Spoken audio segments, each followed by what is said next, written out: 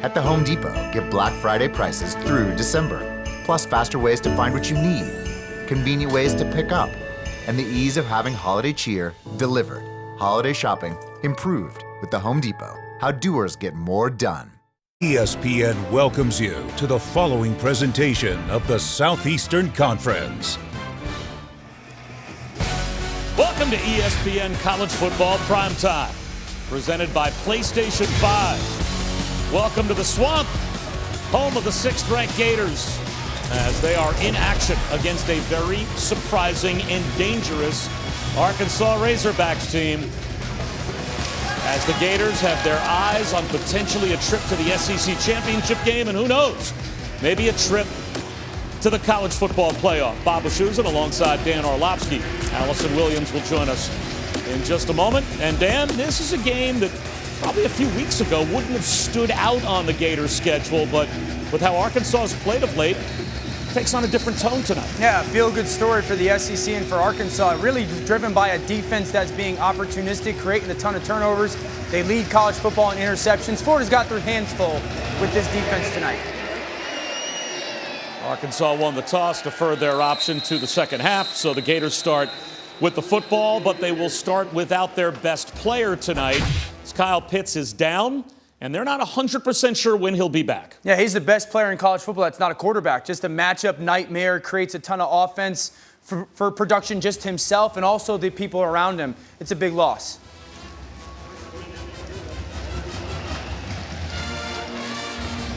And welcome to the Swamp, the 6th-ranked Gators to the offense first, as they take on a very dangerous Arkansas team.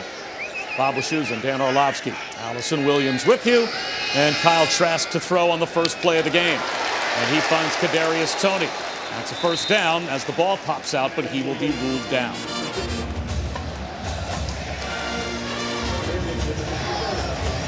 Kyle Trask, Dan, waited his turn to play. Felipe Franks making his return tonight to the Swamp as the quarterback of the Hogs. He knew he was not going to supplant Trask had he come back after last season's injury. Dameon Pierce spins for about 3 yards. And boy, talk about a young man that has been patient, has earned his opportunity, and has taken full advantage of it. He has played extraordinarily well. And we had his first game last year when he became their starter and had just a breakout game against Tennessee. Really nice season. And this year, 2 really big departments of growth. His understanding of how to throw the football downfield against defenses, and then just a great pocket movement within this offense. Well, the pocket collapses here as he will go down. Isaiah Nichols came through and brought him down just behind the line of scrimmage. Arkansas forces a 3rd down. And this is a big deal for Arkansas defensively tonight. Their goal is to make sure that 3rd down becomes a throwing down for Florida. They don't want Florida's offense to live in that 3rd down world where 3rd and 3, 3rd and 4, they could potentially pop runs and convert. They want to make sure that they force Florida to be a pass offense on 3rd down.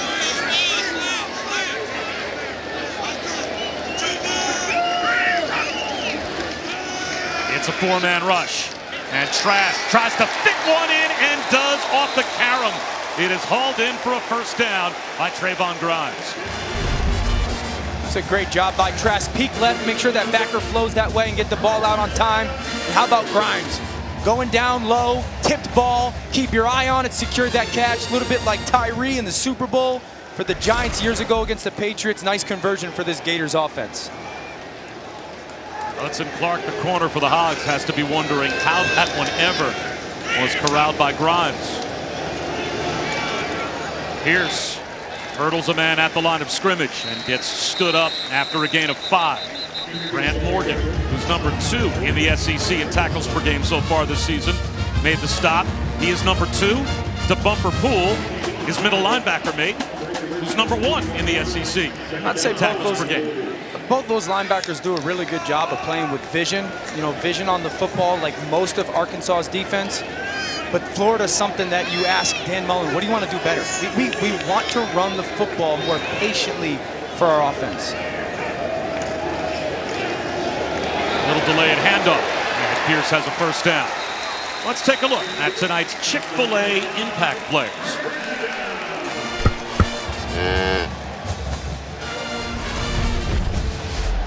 Yeah, Traylon Burks for Arkansas's offense got to make some big plays down the field, and then Catalan at safety. He is like a missile, folks. Keep your eyes on him. He will shoot across your screen. Kadarius Toney with no pits in the game is going to be a big deal for this Gators offense.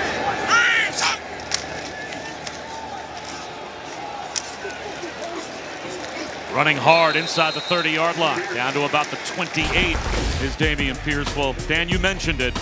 After a brutal hit that caused a concussion as he was hit by Georgia safety Lewis Sign last week. Kyle Pitts knocked out for this week, most likely next week. Who knows when he will be back? And he is arguably the best skill position player in college football. Yeah, I think he's the best player in college football that doesn't play quarterback. Just creates so much production for your offense because he's so good, but also a ton of production for everybody else on the offense because you have to pay so much attention to him. Reminds me a lot of Travis Kelce in the pros. Right up the gut. It's another first down for Dameon Pierce. This was a violent hit and a scary one at that last week in Jacksonville.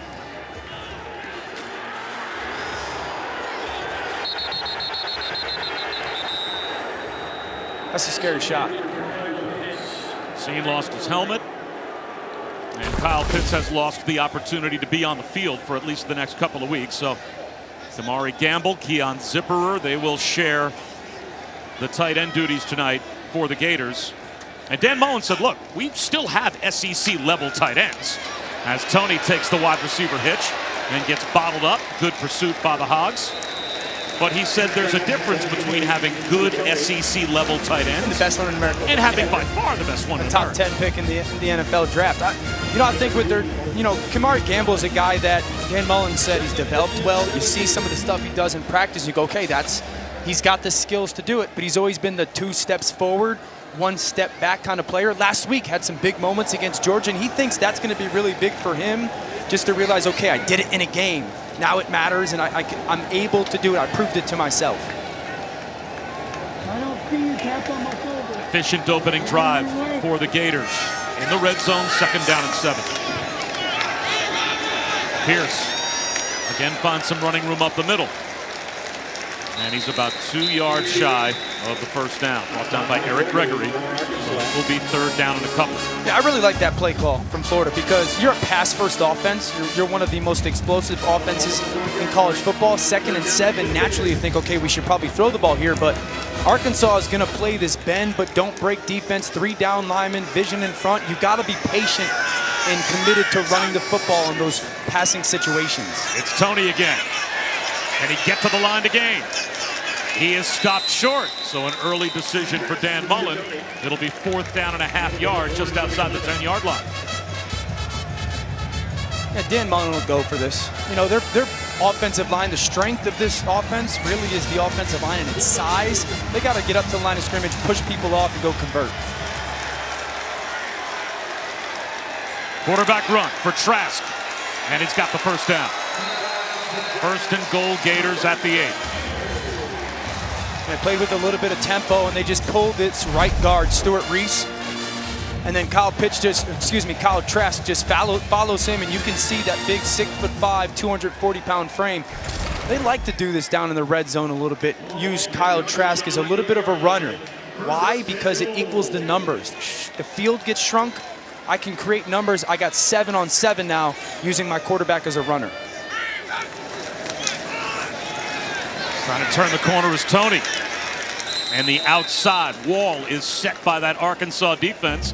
And again, Kadarius Toney has nowhere to go. Jonathan Marshall, that 5th-year senior, 317 pounds, but doesn't play like it athletically. The interior of that Arkansas defensive line. When we talked to Barry Odom, he said that Jonathan Marshall had to be the best player on the field tonight. He was the most important. If they were going to find a way to win this football game, Jonathan Marshall had to dominate the line of scrimmage. Great play right there. Hitch, Grimes, finds a lane, finds the end zone. That's a touchdown for the Gators.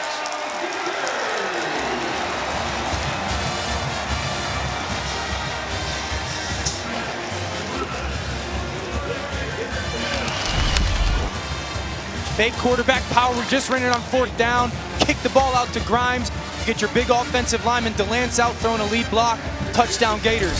What a great play design, using something that you just previously used in a situational football, that quarterback power, and then getting the defense to flow, kick it out to Grimes.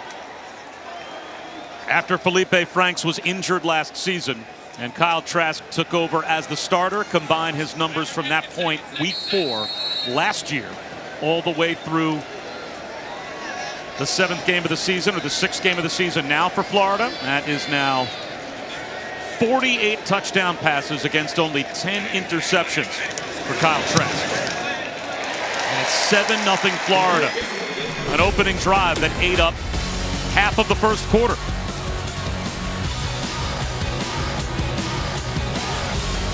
At T-Mobile, we believe you should get more. That's why we merged with Sprint. Now, it's about to get even better. And as we work to integrate Sprint's network, our nationwide 5G keeps getting stronger, with the capacity and coverage to reach more people and places across the country. Who says you can't have it all? Now is the time for 5G. Now is the time to join T-Mobile. You're watching the Dr. Pepper Championship Drive Game of the Week. I don't even see your...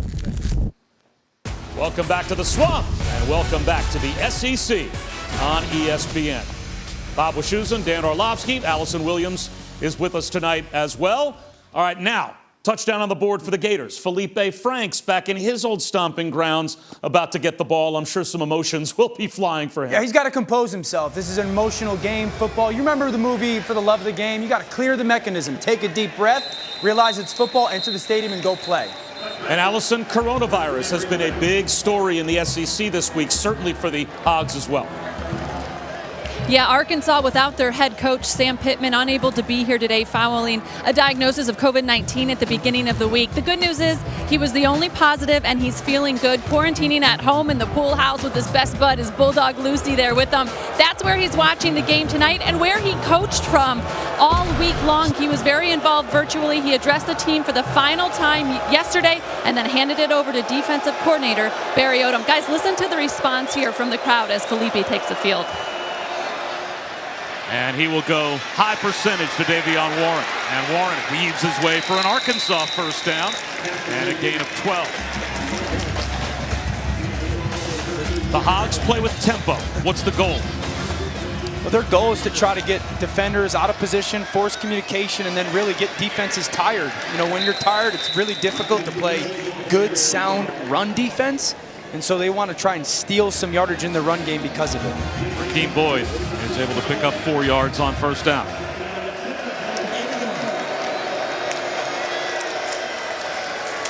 Boyd again. Powers his way for about 3.5 more. So now it will be third down and a couple. And Felipe Franks, you know, Brad Davis, the offensive line coach for Arkansas, was at Florida for a year. And obviously got to know Felipe Franks. When he made the decision that he wanted to transfer and put his name in the portal, well, it was a pretty easy decision for Sam Pittman and Kendall Briles to bring Franks in. He'll flip one in the flat, and it works to perfection. Blake Kern, the tight end, has a first down.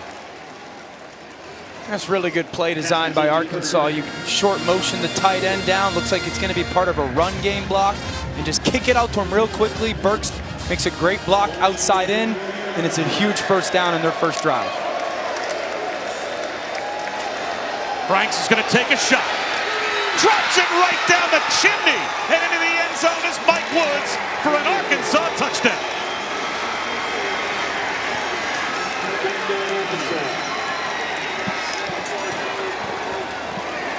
Welcome back to the Swamp, Felipe Franks. This is part of that tempo. Little play fake defense. Your eyes are in the wrong spot, and Woods has the opportunity to run right by Elam. That's exactly why you'll do some tempo. Felipe knows it. Great start, great play call for Kendall Briles. That's the ideal opening drive for this Arkansas offense. That's why you do the tempo, though. You know, if you do it right and you get a little pre-snap motion and one defender on the defense has got his eyes in the wrong spot, you can capitalize.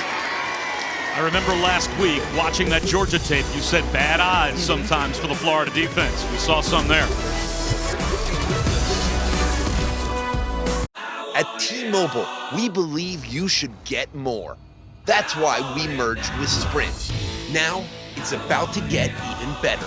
And as we work to integrate Sprint's network, our nationwide 5G keeps getting stronger, with the capacity and coverage to reach more people and places across the country. Who says you can't have it all? Now is the time for 5G. Now is the time to join T-Mobile. Something to believe. ESPN, home of the college football playoff. ESPN College Football is presented by PlayStation 5. Play has no limits. And in part by Burger King. Mix and match your favorites for just $5. And Fresh Pet, real pet food fresh from the fridge.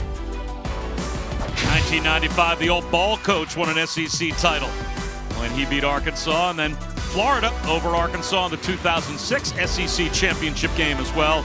This has been a series that has been dominated by the Gators. The Razorbacks have never won in Gainesville, and yet Felipe Franks won plenty of football games in Gainesville, and he starts off with a picture-perfect deep ball touchdown to Mike Woods, Bob Wischusen, and Dan Orlovsky, and Allison Williams off to a 7-7 start.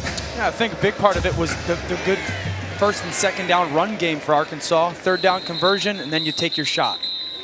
How about the start that Kyle Trask is off to? If you take the last three winners of the Heisman Trophy and compare their numbers through 5 games to the numbers that Kyle Trask has put up, he is right on pace with this group. Not to say he'll keep it up the rest of the season, but total yards and 22 touchdowns coming into tonight, and a 23rd that he has already thrown for. And he's got such a good feel for their offense. Such a good feel for when he gets to the line of scrimmage. I think he's the best recon quarterback in college football. Figure out what the defense is in, where's the weakness, how do I get the football to my playmakers. He does it as good as anybody in football. And he finds Trent Whittemore. It's a first down. Allison?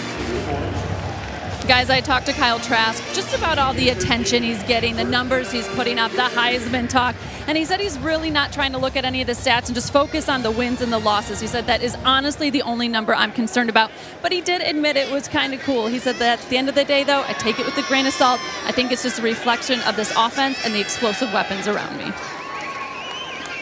And he's right, it is. I mean, there's really good players around him, but you still have to operate it the right way, execute it the right way. He does it so well.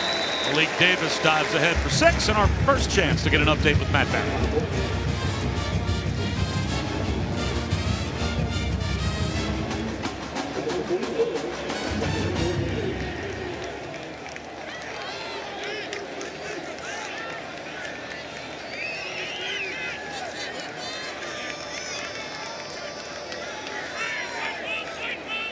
Yeah, normally the guy that's got the mattress sweater vest on it's a seam shot to Keon Zipperer. And that's a big first down for the Gators. It's a great job by Trask. Okay, peek that safety to the left. I got to get it over that linebacker. Beautiful touch on the football to Zipperer. That's part of that, right? Like, yeah, they got really good weapons, and Dan Mullen calls a really good game. But you got to make the right throw at the right time. So often quarterbacks try to drive that seam right there, and a backer tips it up. I just love the touch he places on that ball over that backer. This comes off the edge. It gets picked up. That's just where Trask goes with the football and overthrows Xavier Henderson. They had it. He's got him, his receiver Henderson on the safety. Watch number 7, Fouché, drift over. Stop your feet, get him to jump up. Think you're throwing that stop route. You just overshot him. Kyle Trask is going to want that one back. He knows it's the perfect play call for that corner blitz that Arkansas decides to run. They'll come back to it. You're going to have more opportunities tonight. This is what I'm talking about. This is the recon, right? Getting yourself into the right play. That's the wrong play, at least from a Florida standpoint. It's the right play for Jonathan Marshall.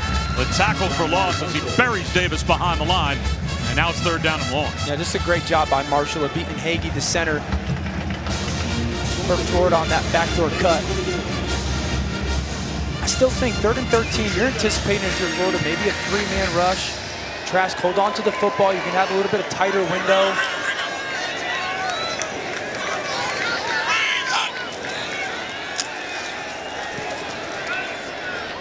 Tipped ball. And on the carry, it ends up with Kadarius Toney, short of the first down. Justin Shorter, the intended receiver, the friendly bounce for the Gators, and it's 4th down and 1. Just a great break on the ball by Hudson Clark. Okay, Trask peeks down the field, ball comes out on time. Hudson Clark, the corner for Arkansas, gets his hand on that, tipped again, and Toney, right place, right time. That's when you feel great if you're Kyle Trask, because you got away with it. Usually those tips become picks. That's the second time Hudson Clark has gotten his hands on a football that's become a Gators completion. And again, they will go for it on 4th down and 1. Quarterback run last time. It's going to be a throw here. Trask off his back foot.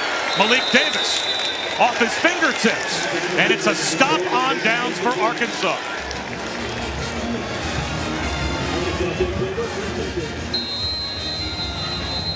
Arkansas gets a big stop, although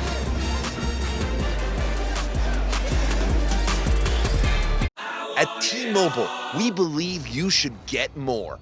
That's why we merged with Sprint. Now, it's about to get even better. And as we work to integrate Sprint's network, our nationwide 5G keeps getting stronger, with the capacity and coverage to reach more people and places across the country. Who says you can't have it all? Now is the time for 5G. Now is the time to join T-Mobile. Taco Bell's Nachos Party Pack. Delicious nachos topped with all your favorites. Only at Taco Bell. Arkansas gets a stop on downs, but they also got away with one as Julius Coates grabbed the face mask of Kyle Trask on the 4th and 1 heave. The officials didn't see it. Dan Mullen did. He pleaded with the striped shirts, and he was right. Matt Austin, longtime SEC referee, is with us. And Matt, that's a tough call you were saying for the officials. It is, and nobody feels worse than the referee. The quarterback's his all the way, but he can't see through the quarterback's head and see the hand on the face mask, and you never guess. If you don't see it, you don't call it.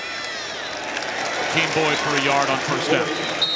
It still, though, Dan, is a game-changing miss because that would have been a free red zone 1st down for the Gators and kept that drive alive. Oh, that's huge. That is huge for this Arkansas defense to get off the field without that flag getting thrown. Felipe Franks under pressure and down he goes. Sacked inside the 10-yard line. Then Trell Miller, Tyree Campbell arrive at the quarterback. Just a delayed blitz by Miller. He waits till the back kind of declares, and then he goes and gets Felipe Franks. And this is something that Arkansas offensively, Kendall Briles talked about. Does Felipe hold it just a second too long? You had man coverage. You have to get that ball downfield out of your hands because you're not built offensively to play 3rd and 16 football against anybody in the SEC. 3-man rush. A screen set up. Patiently waiting for his blockers out in front, Rakeem Boyd, but pays the price with a flag down before he gets to the line to gain. Sean Davis lowered the boom on Rakeem Boyd, but we will check the marker.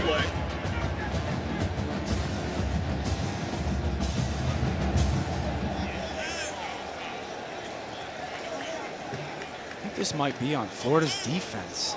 I think Brad Stewart comes in and low blocks the offensive lineman.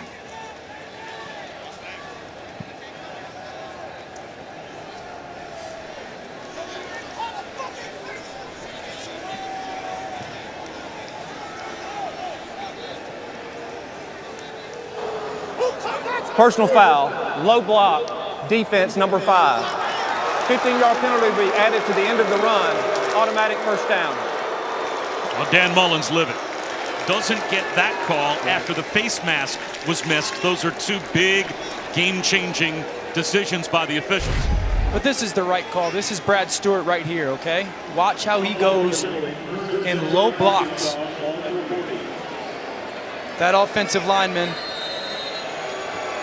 Yeah, they said it was Kyer Elam, but you're right. That was Stewart. Yeah, that's on Stewart, the safety. Can't go chop those knees off as a defender.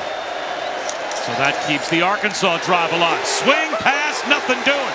Rakeem Boyd met in the flat, one-on-one in the open field. As Mohamed Diabate came over and read that one perfectly. Just what instincts by Diabate right there. Realized the motion was coming, beat your blocker, get outside in, big tackle. Loss of 4 on first down. They'll run it with Boyd on second down. Barely gets back to the line of scrimmage. Sean Davis was waiting for him, and now it's third down and long.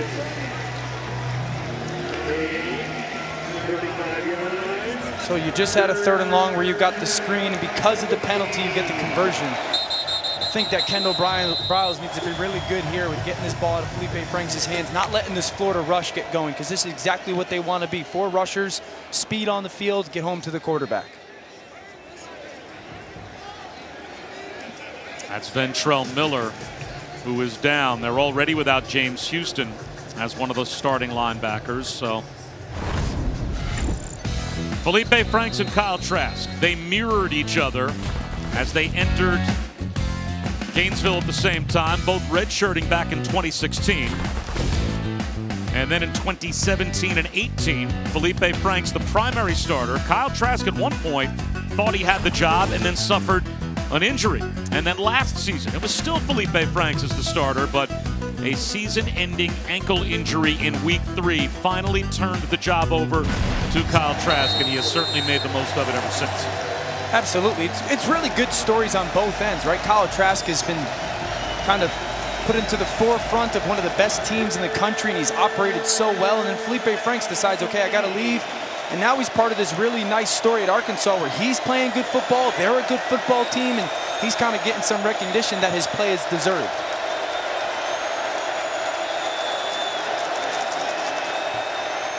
Felipe at the line of scrimmage has got to be seeing something in the defense that he wants to try and take advantage of, whether it's a scheme or a pass check. It's a 3-man rush, and still he's flushed out of the pocket. Felipe Franks going to try and run for it, and reaches the ball out to midfield, and he's a half-yard short. And that should take us to the end of the quarter. So it will be 4th down and less than 1 for Arkansas. I would think when we start the second quarter, unless Felipe Franks can get a snap off. He cannot, as they were lined up to try and go for it. Maybe it would have been a hard count. Who knows? We will find out if they will go for it when we come back. Both of these quarterbacks trade touchdown passes here in the first quarter. Kyle Trask answered by Felipe Franks. 7 off after 1.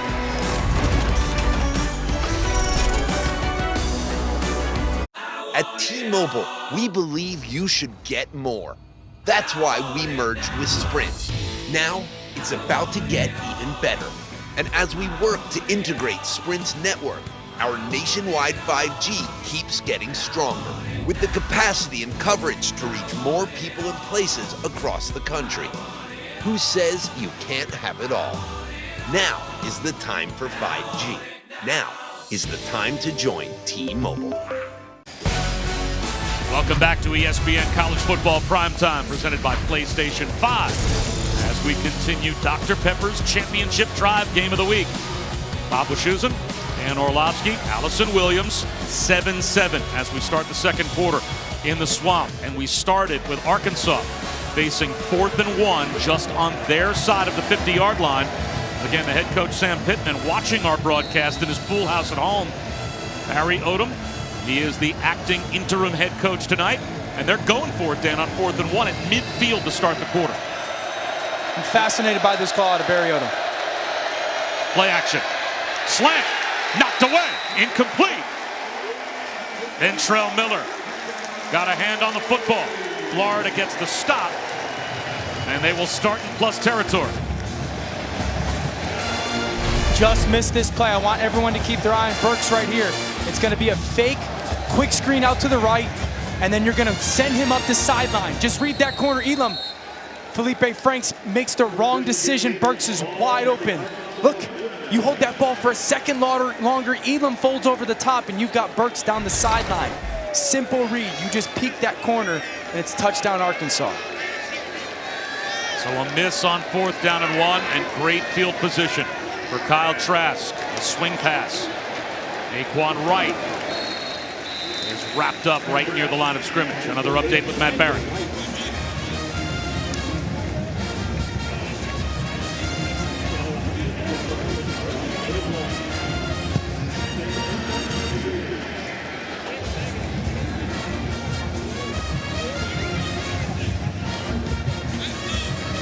That's a low-scoring Big 12 game. All the same, though, the kind of finish you're used to in that league. Matt Barry reminds me of a kicker. A little bit of a frail body, not much physical presence. I say you have a look of complete disrespect on your face as you say that. Second down and 9. Right again. Finds a cutback lane. Naquan Wright about 2 yards shy of the first down. How about that patience by Naquan Wright right there? You know, Arkansas did a really good job. Everyone fit that block up really well. He just stayed patient. Where's my seam? Now put my foot in the ground and go.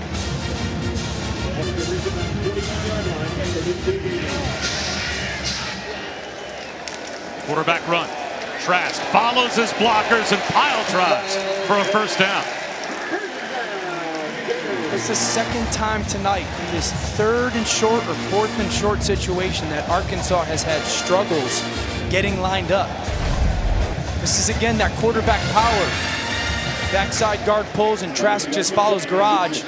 But you'd love to have that extra body there if you're Arkansas. They've got to get themselves lined up before the ball gets snapped.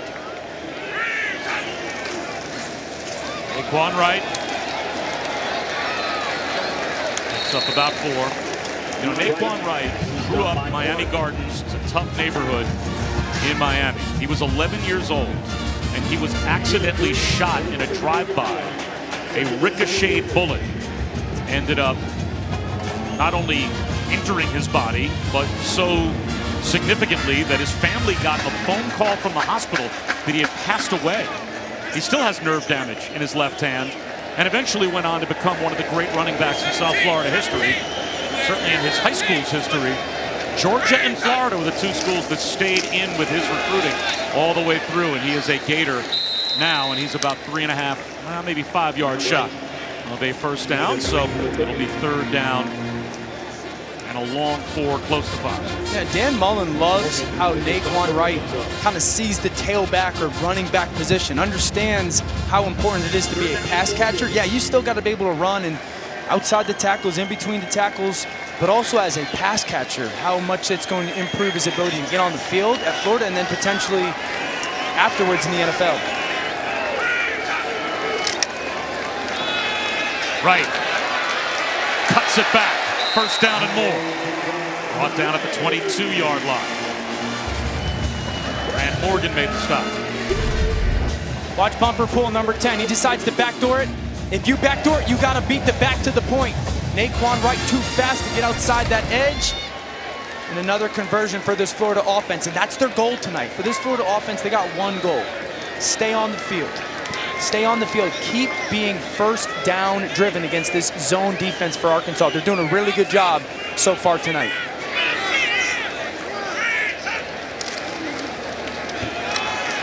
Right again. Somehow slithers his way through a couple of tacklers at the line of scrimmage and picks up 2.5 yards. And it's interesting, Dan, that you say that, because we asked Dan Mullen if there's one thing about your team that you doubt right now. You know, you're not sure if this is good enough. He said that he believes their one shortcoming is that they don't have the ability to just line up and pound the football. And now Emory Jones in at quarterback. Quarterback run is always a danger with Emory Jones and the package of plays he has. He'll swing one out in the flat. Kadarius Toney bottled up and thrown back for a loss of 2 or 3. Taryn Brown read that perfectly.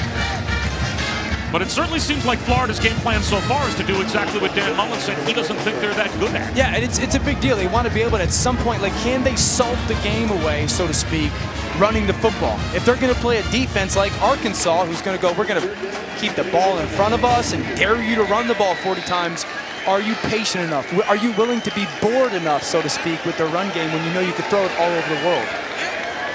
It's a passing situation here on 3rd down. Trask bullets one over the middle. It's a blown coverage and a walk-in touchdown for Trayvon Grimes. The second time. He has found pay dirt here in the first half.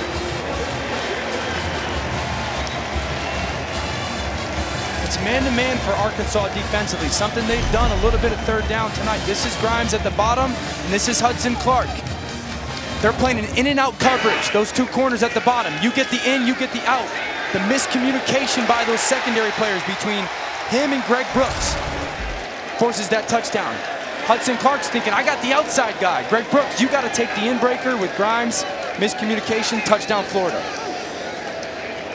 Some big misses for Arkansas. Not only do they not get the 4th and 1 conversion at midfield, they give the Gators the short field. A blown coverage on 3rd down and 11. Well, a veteran quarterback's going to make you pay.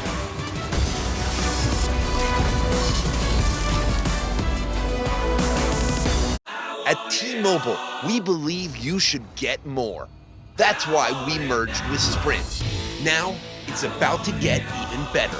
And as we work to integrate Sprint's network, our nationwide 5G keeps getting stronger, with the capacity and coverage to reach more people and places across the country. Who says you can't have it all? Now is the time for 5G. Now is the time to join T-Mobile.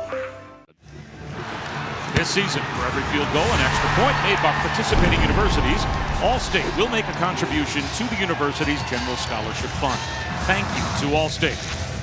And it's time to represent Arkansas and Florida by showing us how big you're going tonight. Submit your best fan video to hashtag #ShowYourSaturday. And you might just get your 15 seconds of fame.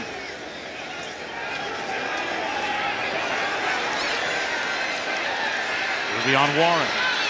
Pretty good return. Tight ropes the sideline, and now there are whistles.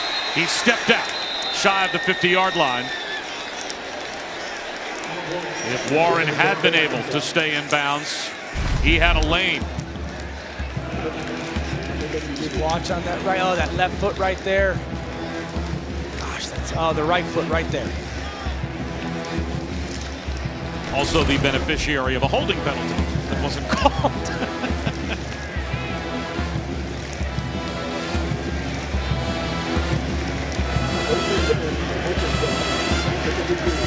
Big for this Arkansas offense, just kind of reset. You've moved the ball well.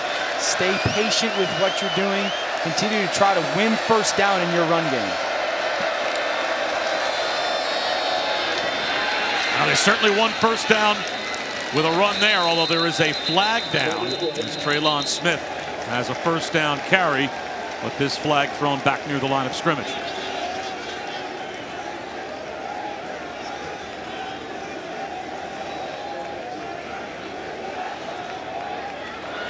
Before the snap, false start, offense number 16.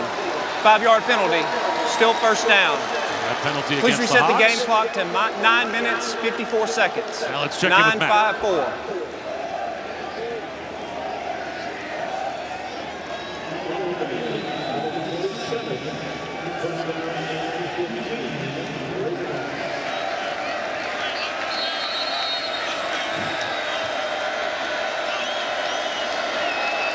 Boy, Matt Barry just with a dagger.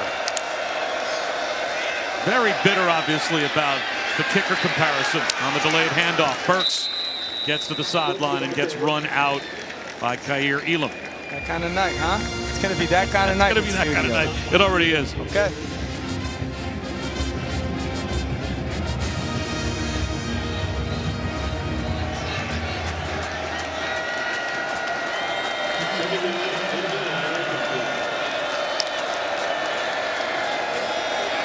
Felipe Franks steps up in the pocket, takes a shot downfield, and overthrows his intended receiver and Kaiir Elam, who was back in coverage. That's a really good play by Elam, though. You're playing quarters coverage, and you as a corner got to know you got aggressive safeties in cover 4. And if that safety steps up for a route, which he did, Elam, you have to stay on top. That's a really good job. 3rd and 9 for this Arkansas offense. You really got to try to find, if Florida's going to bring that zone pressure, work the middle of the field. Try to take advantage of it. It looks like another false start is going to be called against Arkansas. False start. Offense, number 51. 5-yard penalty.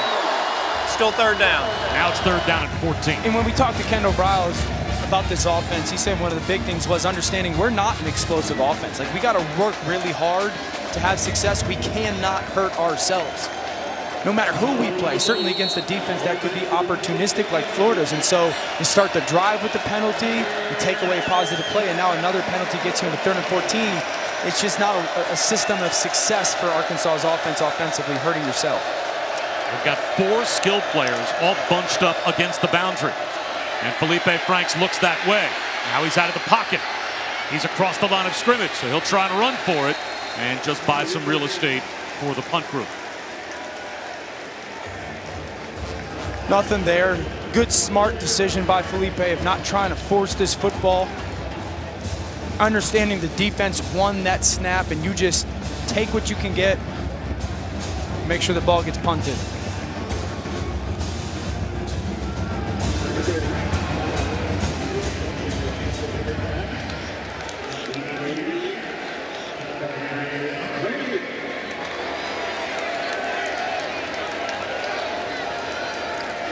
Reed Bauer just gets it away. And it will take a sideways hop and roll dead at the 26-yard line of the Gators.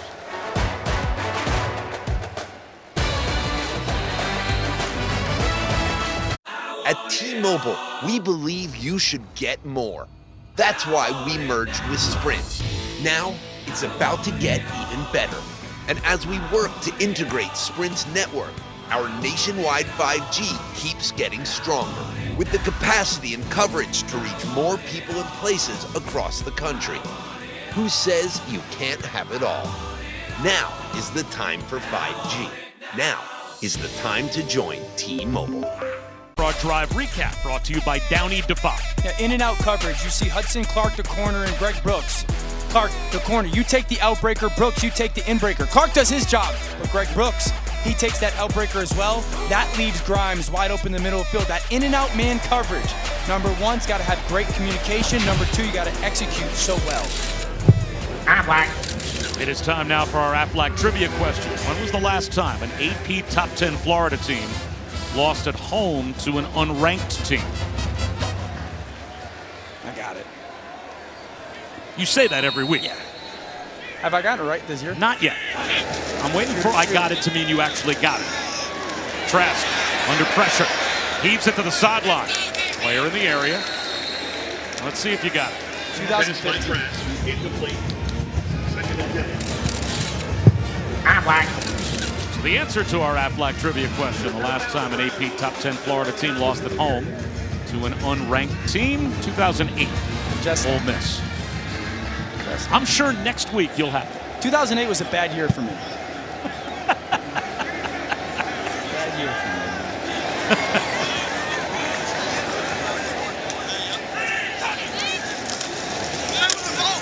Trask off play action. He's got a hook up on the slant with the true freshman, Xavier Henderson. And that year was a great year for Florida football. You might remember this promise made by Tim Tebow. It is immortalized. A plaque at the Swamp. And he made good on this promise. They won a national championship. And he won the Heisman in 2007. So one of the all-time great players in the history of college football. Trask off the flea flicker. Had to scoop it up. Still heaves it downfield to Henderson for the first down. How about the poise from Kyle Trask? Flea flicker, okay. Hand the ball off. This is going to be a great play. No, panic. Nope. Just gather yourself, get the ball, and throw it as far as you can to Xavier Henderson. What a great play by Kyle Trask. So often in that moment you freak out and you panic and you bobble the ball, you throw it out of bounds. But just the ability to have composure, gather yourself and make that play. Awesome. A pump fake. Trask takes a shot to the end zone. Climbing the ladder. Justin Shorter. That's a Gators touchdown.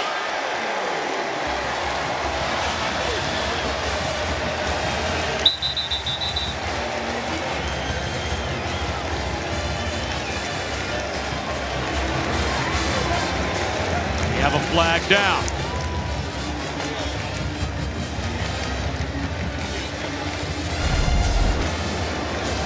What a catch by Shorter. Fully extended, get the left foot, get the right foot down. Ball never moves. The 6'5" frame shows off. Look at that. That's fully, he's got to be 8.5 feet in air right there. Full speed. What a big time. Touchdown is good. Catch. After the play, unsportsmanlike conduct, number 8, Florida, his first of the game. That 15-yard penalty will be assessed on the kickoff. So the Gators, Trayvon Grimes, cost themselves 15 yards after the touchdown, but the score is still good, and it's a 2-touchdown lead for Dan Mullen's team.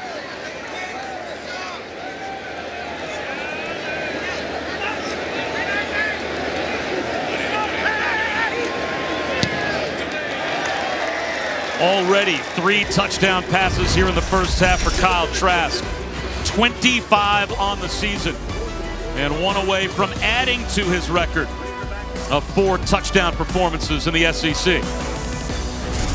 What a season he's having. At T-Mobile, we believe you should get more. That's why we merged with Sprint. Now, it's about to get even better. And as we work to integrate Sprint's network, our nationwide 5G keeps getting stronger, with the capacity and coverage to reach more people and places across the country. Who says you can't have it all? Now is the time for 5G. Now is the time to join T-Mobile. Last week when Kyle Trask threw 4 touchdown passes against Georgia, he became the first SEC quarterback ever to have 4 or more touchdown passes in 5 consecutive games. He's looking to add to that record tonight. He's already got 3 here in the first half, and we still have 2.5 quarters to go. 2 things. Big time important for quarterback. Can you think and can you throw it? And I think Kyle Trask is putting everybody on notice in the country. He's got both. Maybe on Warren, the flag down. He's going to give Arkansas a pretty good field position, dependent on the penalty, as he's brought down at the 42-yard line. Of course, the Gators had to kick it off from 15 yards further deep.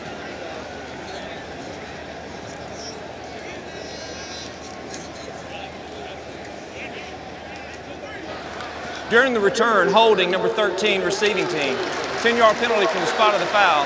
First down. So that will hurt the Arkansas field position as we check in with Matt.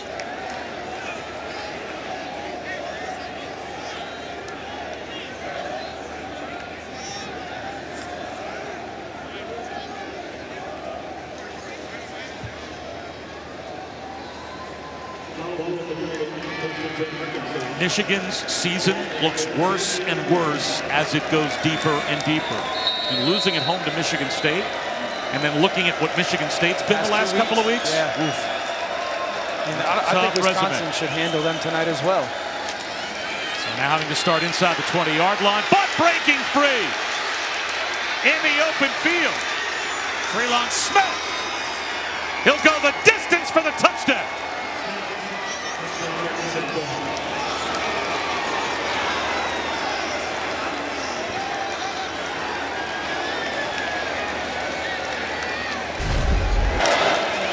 What a great call for Arkansas. You catch the blitz, hand it off to Treylon Smith.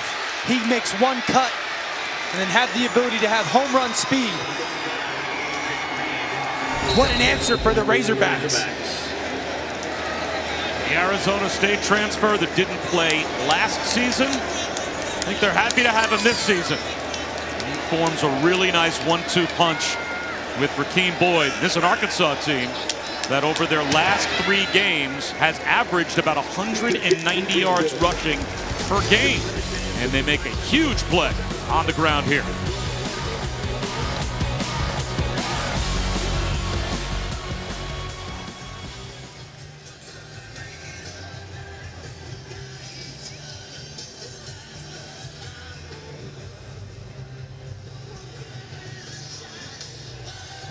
At T-Mobile, we believe you should get more. That's why we merged with Sprint. Now, it's about to get even better. And as we work to integrate Sprint's network, our nationwide 5G keeps getting stronger, with the capacity and coverage to reach more people and places across the country. Who says you can't have it all? Now is the time for 5G. Now is the time to join T-Mobile. Bedlam next week on ABC and the ESPN app. Number 14, Oklahoma State. Number 18, Oklahoma in Norman. Saturday at 7:30 Eastern on ABC. 21-14 Gators. But Arkansas, after falling behind by a couple of scores, answer with a Traylon Smith 83-yard touchdown run. And now the Hogs about to kick it back. Bob Wischusen, Dan Orlovsky, Allison Williams. And every game a must-win certainly for the Gators if they want to stay in the college football playoff picture, as this goes out of bounds just short of the pylon. So that's a mistake on the kickoff by Reed.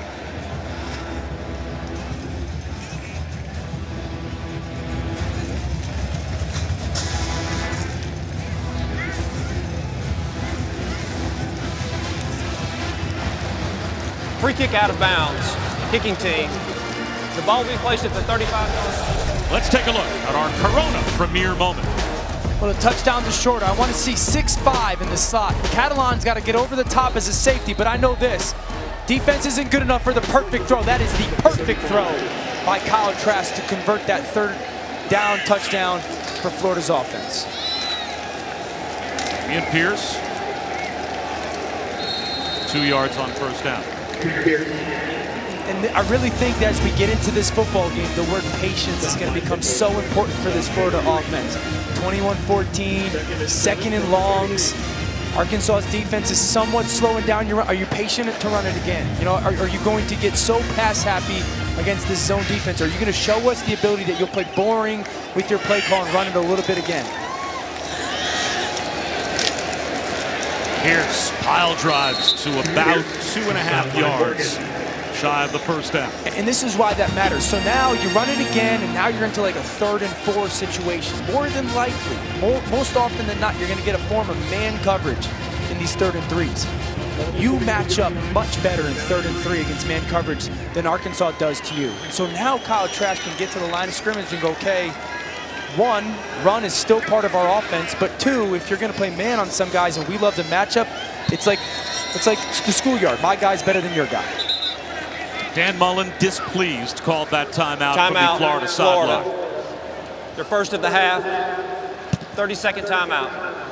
So it's a 7-point lead for the Gators. Now, the Gators have their head coach on the sideline, but Allison, the Hogs do not.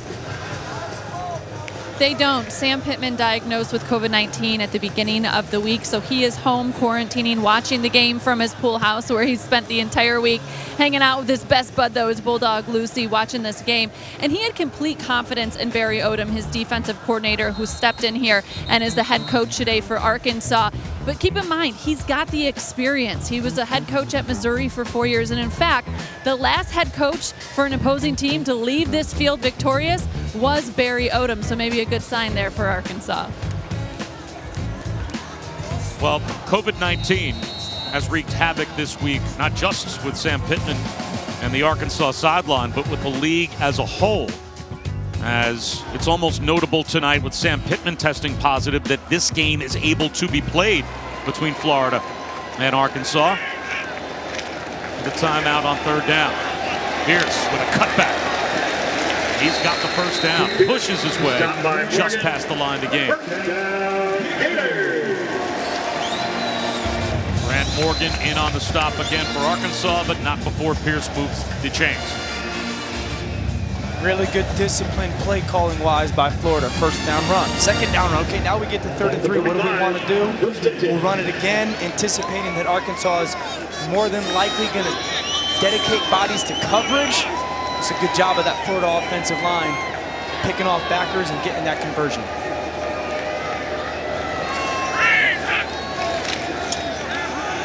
Trask off play action, scanning the field, takes another deep shot, and fits it in again to Trayvon Grimes. It's a big boy throw now. This is an NFL throw, play action. A little bit of a drift in my pocket, Now I got a whole shot this ball over the linebackers before that corner collapses on Grimes' back shoulder.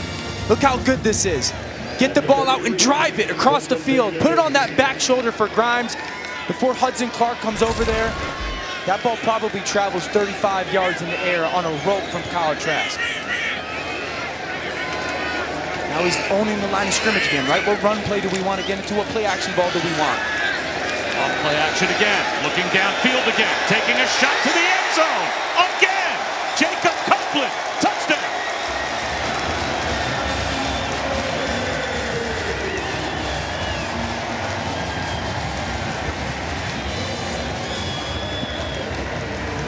Kyle Trask again with a 4-touchdown pass performance. 6 games in a row. And he does it in the first half again.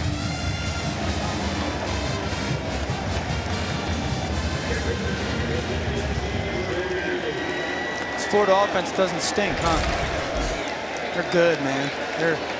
They're dynamic, explosive.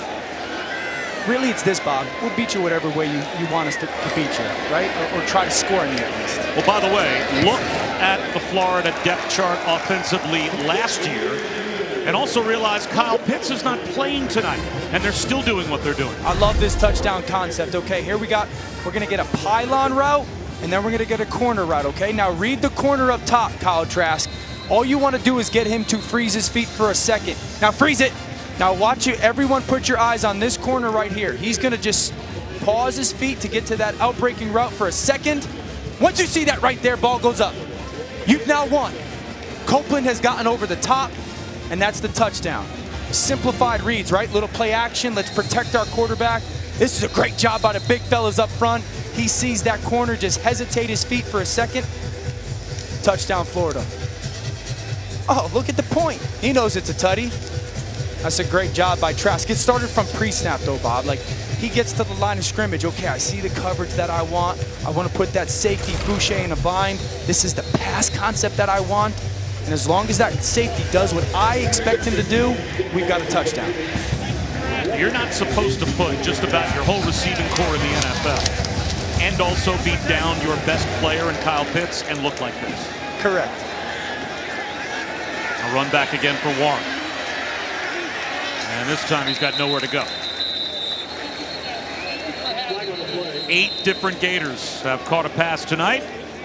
4 of them touchdown passes thrown by Kyle Trask. There is a flag down on the return.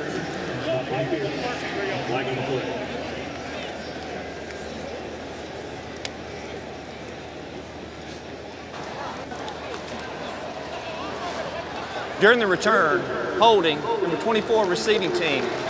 10-yard penalty, first down. Well, 3 players in SEC history have thrown at least 25 touchdown passes in a team's first 6 games. You may have heard of the other 2 on the list as well. The number 1 pick in the draft and the Heisman Trophy winner, the number 3 pick in the draft, who just took over with the Miami Dolphins and wedged right there in the middle of college. And I think that guy who went first in the draft is doing okay. He's not bad in the NFL, and the guy who went 6th might have had a nice week last week. So Kyle Trask has just been so impressive since the time he became the starting quarterback at Florida. And here's the thing, Bob. I think you could put me into this group a little bit too. You can't run from it anymore. Like, you can't run from how good he has been, how productive he has been, and how well he's operating this offense as good as it can be. Back-to-back runs. And now it is a 3rd down. As Traylon Smith is brought down after a gain of 1, so it will be 3rd down and 4. Stop made by Diabate to force 3rd down. Okay, you're emptying the backfield. Right now you're just trying to see, okay, how does Florida respond? Can we get some kind of matchup as a quarterback run? Felipe Franks, 4-man rush gets home, and down he goes. Zachary Carter gets through and gets the sack. And before 4th down, let's check in with Matt.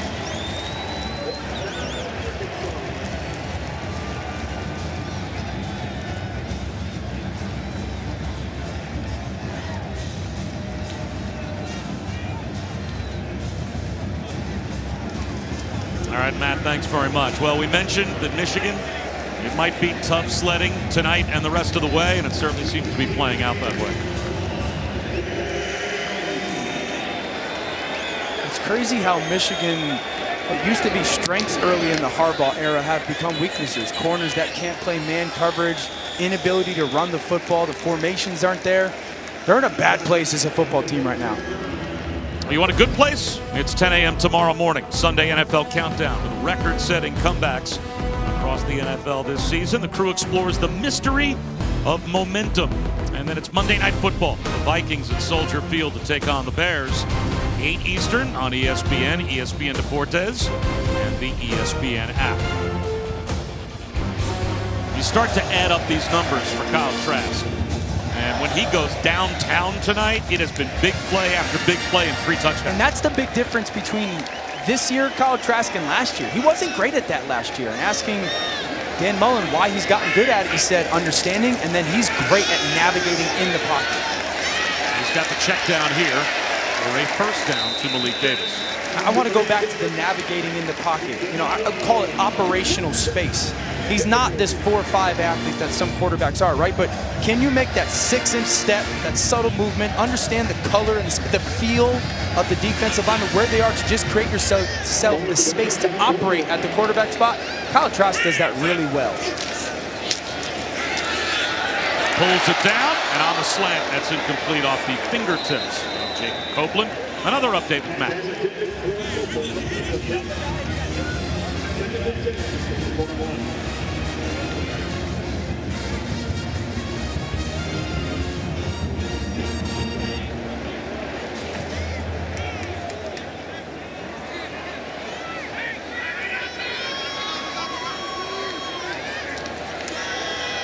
2-touchdown lead for Florida, looking for more before Matt and the guys with the halftime report. 2.5 minutes away. Quarterback run here for Trask. And he will pay the price and get about a half yard. Well, Mel Kiper, he's got 6 quarterbacks right now on his big board that get down to Kyle Trask. And you wonder if Trask starts to move more into the conversation of where Mac Jones and Zach Wilson are. Could he move himself up the board?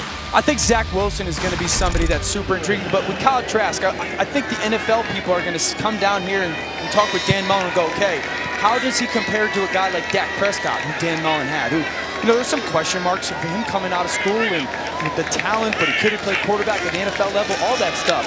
And there's a lot of similarities in Kyle Trask's game. 3rd down and 9. He's got a strike to Tony and a first down hookup. Into the red zone again go the Gators. Gosh, that's just so good by Trask. I mean, you talk about understanding. You got man coverage and anticipation and accuracy are paramount. 1, 2, 3, 4, 5. Ball out. Tony's just coming out of his cut. Put it on his left shoulder. Allow him to come back down his stem. Go get that conversion. I think these are throws that NFL teams are looking at, going, okay, like, there's a lot of similarities between another Dan Mullen quarterback and Dak Prescott, and maybe a Kyle Trask. Big body guys, can throw the football really well, took advantage of opportunities. He turned these 3 guys into NFL players, at least NFL draft choices. And Sure. Alex Smith, he turned him in to the #1 pick in the draft. I think the NFL game has adopted so much college aspect of it as well, that now it's an advantage to come from a system like this that is, you know, understanding numbers and space. Look at, again, he's at the line of scrimmage, pointing out protection. This is that recon. He's understanding exactly the picture of the defense. 5-man rush. That's incomplete. There's a flag out. Justin Shorter, the intended receiver. It might have been Joe Fouché in coverage.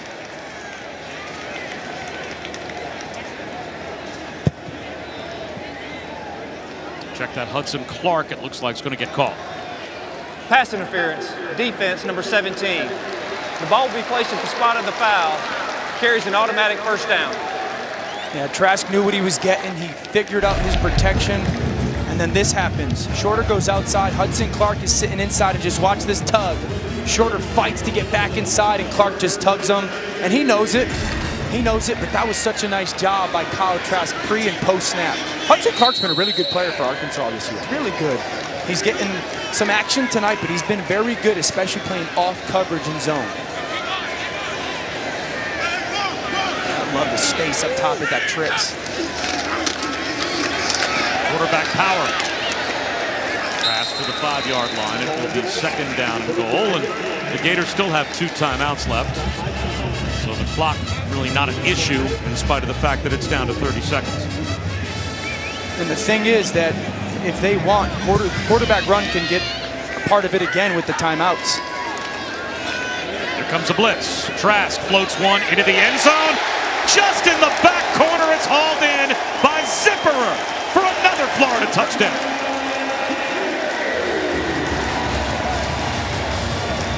And we talked about the operational space, all-out pressure. Everyone's blitzing man-to-man coverage. Watch Trask just drift. Know somebody's going to come unblocked and then throw the ball to space where only Zipperer can go get it before he's even looking for the football. How about Zipperer? Track the ball, get your eyes up, make sure you get your feet down. That's good on Sundays. Just an outstanding job, again, of Kyle Trask knowing exactly what the defense is doing. This is what I have to do to be successful, and then operating with pure execution. A 5-touchdown first half for Kyle Trask, and the Gators on top by 21. He's been remarkable tonight. You saw it early with a little bit of fake quarterback power. Kick that ball out to Grimes. Touchdown on the opening drive. How about this one? Understanding the in and out coverage. Great vision on that backside safety. Finds Grimes again. The pump fake. And this is a perfect throw. It's great coverage. No such thing against the perfect throw. The play action pass, knows exactly what he wants with that safety. Throws that ball to that front pylon. Touchdown Florida. And then all out pressure. Drift away from it. Get that ball up with air. Allow Zipperer to go get it. Touchdown Gators. He's been more impressive than I ever thought he was going to be tonight. Outstanding half by number 11. Well, he's been fighting for perceived respect going all the way back to when he was in high school. Now look, you're on the same high school football team as De'Ara King. Sure. There's a pretty good chance De'Ara King is going to be the starter. And Kyle Trask was the backup. And De'Ara King threw for 128 touchdowns in high school. But because Kyle Trask was the backup, Florida was alert. And they were believers, and they made him an offer. But his other offers were Houston Baptist, McNeese State, and Lamar.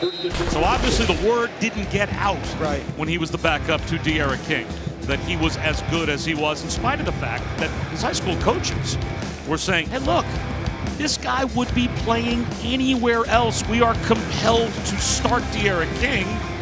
But if he were on any other high school team in America, he'd probably be the starter. And then he has to fight through injuries when he had opportunities with the Gators. And finally, last season, unfortunately, when Felipe Franks went down with a broken ankle in week 3, the job became Kyle Trask's. And he has grabbed on with both hands and never let go since. And he's going to make himself a name come April for this NFL draft. I promise you. And I would encourage the NFL scouts and front offices. Make sure you're looking at the position the right way, that it starts up top. It starts with your brain. And Kyle Trask has a big brain that thinks really well at this position. And he's physically good enough. And I would just encourage people, make sure you're looking at it the right way with when it comes to the NFL spot.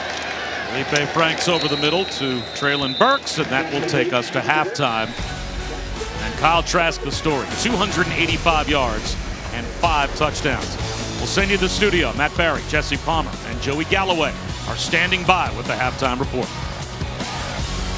To the Dr. Pepper Championship Drive Game of the Week. Welcome back to ESPN College Football Primetime, presented by PlayStation 5 and the SEC on ESPN. Quite a show Kyle Trask and the Gators put on in the first half. 5 touchdown passes, a 35-14 lead. And as we are set for the start of the third quarter, Arkansas will begin the second half with the football. It'll be a big drive for them to open the third quarter because Bob Wischusen, Dan Orlovsky, Allison Williams, we saw pinball machine numbers put up in the first half by Kyle Trask. And it was interesting, right? We came into the game going, okay, no Kyle Pitts. How's this offense going to look? And then Kyle Trask goes, we're going to be fine. Throwing the ball downfield, and then 9 guys have catches on this offense. You're seeing the diversity of this offense that no matter who's on the field, they'll go make some plays. I'd say this for Arkansas's offense, they got to make some things a little bit easier on Felipe Franks. It's way too many kind of obvious passing situations that are forcing him to try to be this hero playmaker. Be better on first and second down to help your quarterback. It will come out to the 25-yard line as we check our first half stats, brought to you by PlayStation 5. And it's hard to look for holes in the Gators. I mean, their offensive production up and down the board was just about flawless. Now for Arkansas. What do they have to do to try and flip the switch, particularly with Felipe Franks on this first possession, down by 21? You'd love to go down the field and get 7 here and maybe breathe a little life back into this game. Yeah, simply put, the moments when they haven't hurt themselves with negative plays or penalties, they've actually been relatively good on offense. Focus on that stuff and easy plays like this to help your offense out, getting the ball into Warren's hands. Well, Davion Warren picks up 5. Allison? Well, Arkansas acting head coach Barry Odom agrees with Dan. He said, we've honestly had some pretty good success on offense, but defensively, we're not helping ourselves out. We're giving up too many explosive plays. He said, though, really, he just wants his guys to come out and act and play like the score is 0-0, show their toughness. And honestly, that was really echoed by head coach Sam Pittman. He is watching at home. He sent me a text. He said, we have to regroup. Don't worry about Florida. Worry about what we can do better. One thing they can do better, getting off the field on 3rd down. And keeping the ball on 3rd down themselves as Rakeem Boyd picked up a 1st down. And now the slant to Burks. It's another fresh set of downs for the Hogs as they come out with a little bit of rhythm here offensively on this first drive. Yeah, and I think that they've realized that Florida's going to put their eyes in the wrong place at the wrong time, and you can create some big plays. You just have to hit when they're there. They're playing with some rhythm now as Blake Kern has another 1st down for Arkansas. Wilson defending. You're seeing the tempo being a huge advantage right now for Arkansas's offense. People on Florida's defense getting out of alignment. This 4x1 set, you got to capitalize when plays are there. Franks to the sideline. He'll tuck it under and run. Gets a block from Boyd. And is out of bounds with a gain of 7. And now this is those moments you just run and come out in the second half and you've run 4 plays in under 90 seconds, so to speak. Florida's going to start getting tired, so this is where you want to try to take advantage. When you're tired, you think less, you think worse. This is when you're going to try to take advantage of eyes in the wrong place, maybe a gadget, a trick play to try and get this quick score. Trask tries to set up a flip screen to Traylon Smith. Floats it a little too high over his head as the timing of that play seemed to be off from the start. So now a good drive, but it's 3rd down and 3. You need this 3rd down if you're Arkansas to keep the drive alive. Might be 4-down territory. Yeah, for sure. And last time they had 3rd down, they emptied the backfield like they are in now, and Florida left no linebacker in the middle of the field. Like, this should be a quarterback run. This is a great opportunity. No one's in that box. Quarterback run it. Franks tried a hard count, now looks over to the sideline, and there's a flag down. False start, offense, number 22, 5-yard penalty, 3rd down. Traylon Smith, the running back, gets called for the false start. Bottom of the screen right here, Traylon Smith. And that'll drive you nuts because it didn't seem like they had actually play on. So those moments as a quarterback, you go, what play were you running? And then second of all, you're the furthest from the football. We talked about it. Don't hurt yourself. 3rd and 3 goes to 3rd and 8. I think you got to think completion here. Completion, because you can get yourself into 4-down territory for Felipe Franks. Here comes a blitz on the slant. It's a pitch and catch 1st down to Traylon Burks. That's a great job of pre-snap motion. Get Burks into the slot one-on-one. You see the pressure come, ball out, 1st down. Brad Stewart made the stop, but Burks with his 3rd catch. And now a quick hitch. This is Traylon Smith. Out of bounds, just shy of another 1st down. That's 8 more. And you just forced 5 guys in the Florida defense to run 30 yards from basically the middle field over. I want to hit that again. Now they're starting to get tired. Now this is where you want to think, okay, are you really going to be fitting your run the right way? Is there a DB that's breathing a little heavily that you can go over the top with? Are they communicating? Those are the things that you're thinking about with this tempo offense.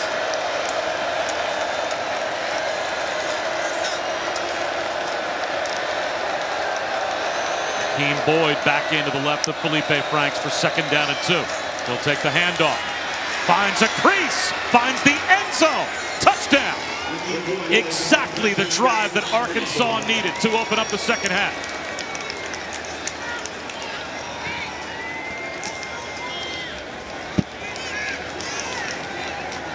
What a just ridiculous cut by Boyd. Okay, that safety, that Stromberg, the center, kicks out, Kern leads up, and then he sees that safety, Steiner drop down, puts his foot in the ground, and goes north and south. That's the second run we've seen tonight by these Arkansas backs, that they know where that unblocked defender is going to be. They set him up, and they cut backside against it. What a drive to start the second half for the Razorbacks. And Rakeem Boyd put Mahmoud Diabate on skates with that cut in the hole.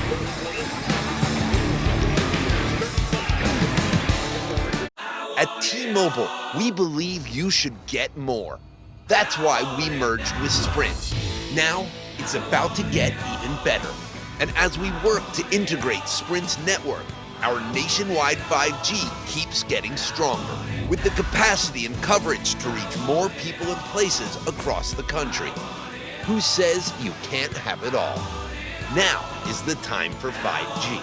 Now is the time to join T-Mobile. It's brought to you by Pizza Hut.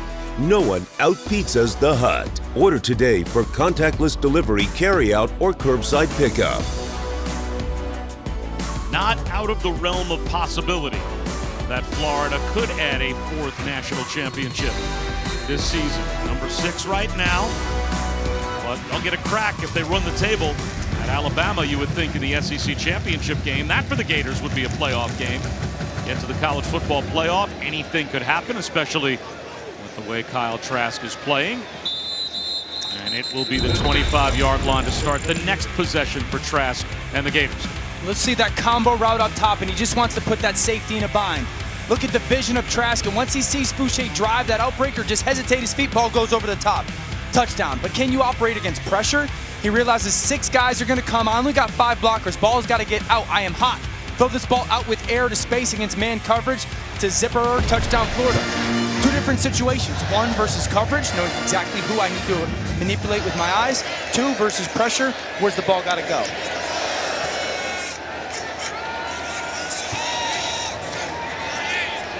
Play clock down to 4. Trask looking over. He'll get the snap off. It's a handoff to Pierce. And he's into the secondary. He's got a first down. Allison. Bob, to Dan's point, the reason why Florida has been so successful in the first half, according to their head coach Dan Mullen, is because Kyle Trask's ability to make the right reads, the right checks. He said Arkansas has really mixed up their looks. They've played some man, they've played some zone, but each time he has gotten us into the right play, and he is just taking what the defense gives us.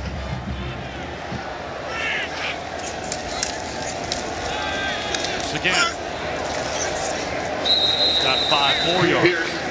Well, we were not the only folks impressed by the first half for Kyle Trask. Anthony Richardson, the true freshman 3rd-string quarterback, knows he's not supposed to be on his phone, but still thought it was appropriate to go on Twitter at halftime and give Kyle Trask the highest. That's going to be one of those, like, hey, Anthony, Coach Mullins would like to see you. Yeah. And he's going to knock on the door. He's going to be like, come here, bud. He's like, I'm not playing anyway. I love it. It's all right. But this is a one-time only thing. Here's Pierce.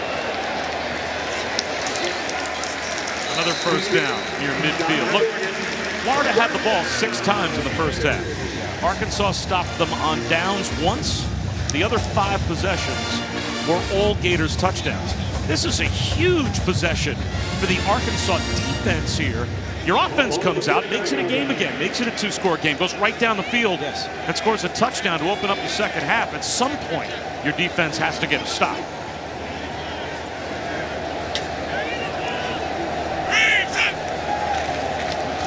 Daquan Wright. Here is a chance for Arkansas to put Florida behind the sticks. Only a gain of about a half yard as Grant Morgan made the stop. That's a pretty impressive drive chart for the Gators. And you make the great point, like how big of a drive this is, because if you find a way to get off the field, if you're Arkansas, you're sitting there going, okay, like as a player on the sideline, you're going, they really haven't like shown to stop our offense. We've stopped ourselves a little bit, and you're starting to feel like, all right, now we're a drive away from going and making everybody really nervous down in Gainesville. And so now this is such a big play to try and force 3rd down to be a passing situation. 3-man rush gets home. Eric Gregory sacks Trask. That's an 11-yard loss. Great job in coverage. Everyone's zone eyes on the quarterback. And then Gregory just having the opportunity, splits the double team. Trask lucky to hang on to that football, but that's one of those Barry Odom called the right coverage at the right time. 2nd and 9, I'm gonna drop people into coverage. Somebody's gotta win on their rush. Outstanding job defensively by Arkansas. 3rd down and 19. Feels like a must for Arkansas to get a stop here.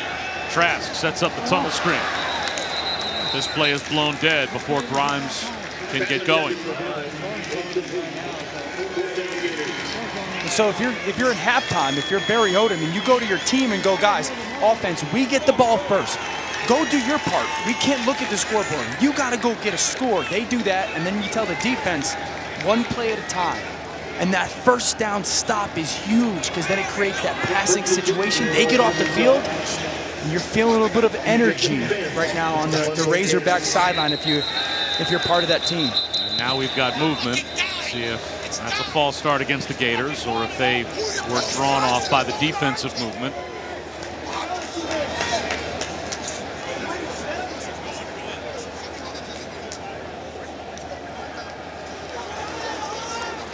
False start, offense number 13. 5-yard penalty, still 4th down. Dan Mullen is very animated on the sidelines right now, and I think he's really angry with not that penalty. I think he's angry with that offensive possession. You know, he's realizing Arkansas was committed to playing coverage, and on that 2nd and 9, the look really is you want to run the football, and they decide to throw it, and the sack happens, and then he realizes 3rd and 19 is almost impossible to convert, and so he's animated with that play call. 23-yard line, the line of scrimmage for Arkansas when we come back.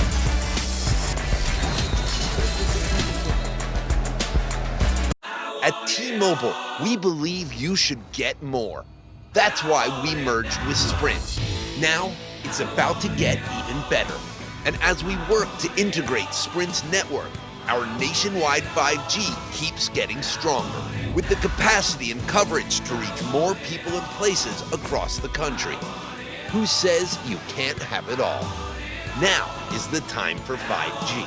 Now is the time to join T-Mobile. All right, let's look at this Arkansas offense and really their run game. You get the close down by the tackle, pull by the guard. Kern, you lead up. Now back, you got to make one cut. Smith, make one cut. See that safety dropping down from the left? Put your foot in the ground, now go. That's an outstanding job by Smith. Seeing, okay, let's go back to it again. Kern, you lead up. Now it's Boyd's turn. Steiner dropped down, set him up, cross his face, touchdown. The great thing for this offense is they can continue to be a part of the run game centric, and then Felipe Franks continue to operate. Get the ball out of your hands. That's what I loved in the 3rd quarter drive to start. Ball was coming out of his hands to the perimeter, allowing those playmakers to make some plays. Arkansas has plenty of time to operate the offense that they want to in this 3rd quarter. They can still be a 2-dimensional offense all the time in the world, and getting a stop on defense to back up the touchdown drive to begin the 3rd quarter. Huge for Arkansas as they'll run a little option pitch here, and that will lose a yard as Traylon Burks had nowhere to go. Well, Felipe Franks, you know he would love to pull off a comeback against the Gators as he left Florida knowing that Kyle Trask had the job, had a year of eligibility left, and went into the portal and ended up with Arkansas. And he's about 3 yards short of a 1st down here on the hook up to Burks. Allison? Talking to Felipe this week, he said just how much excitement he had about coming back to the Swamp, how cool it was going to be to face his former team, have an opportunity to potentially beat them. He had a lot of trials and tribulations here at Florida, but he said, I will always look back with fondness on my time, and you know that this one means a little bit more to Felipe. No question. 3rd down and 3 here to keep the drive alive. Hops one into the flat. Kern makes the catch. Wrestled down just shy of the 1st down by Marco Wilson. What a terrific tackle by Marco Wilson to make it 4th down and 1. It's a great tackle by Marco Wilson. That looks tough on Kern.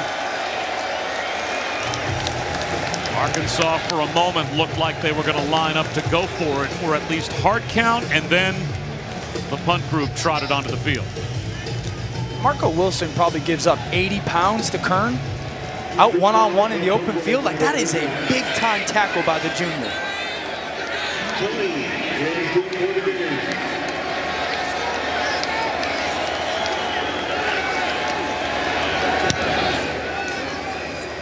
Bauer gets it away, and it will take an Arkansas roll, and a good one at that.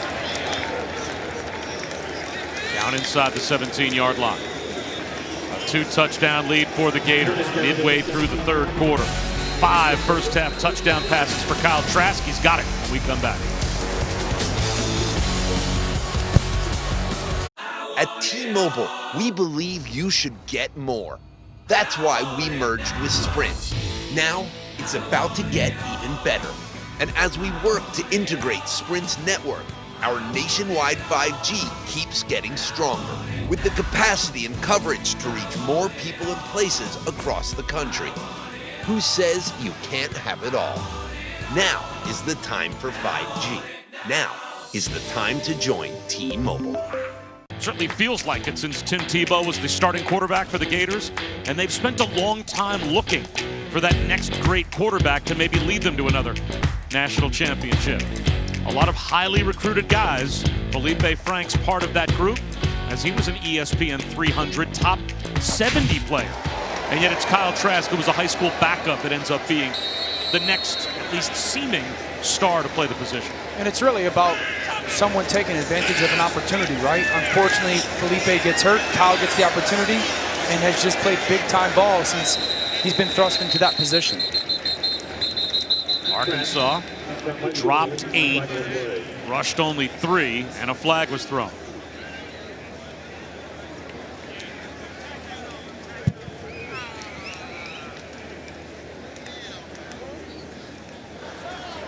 Personal foul, hands to the face, defense number 13. 15-yard penalty will be assessed at the end of the run, automatic first down. That'll go against Julius Coates. Let's watch Coates right here. He actually was the one who got away with that face mask in that first half. And just watch how he fights against Forsythe, that left tackle and that right arm push right there up into that face mask right there. Once you make contact with that face mask and push, that's an easy call for the official. There's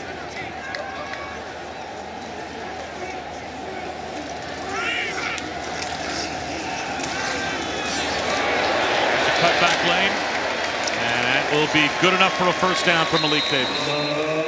And we just talk about the inexact science of trying to find a quarterback. We talk about it all the time at the NFL level. What about the college level? If you go back to 2015, 2016, 2017, there were 65 quarterbacks ranked in the ESPN 300, meaning the top 300 players in all of high school football, the best of the best. 43 of those 65 in that 3-year period ended up on different teams, transferred. One guy became a tight end. Felipe Franks was the 65th ranked player on the ESPN 300. He's now playing for Arkansas. He's not playing for Florida anymore. As the toss to Davis finds daylight.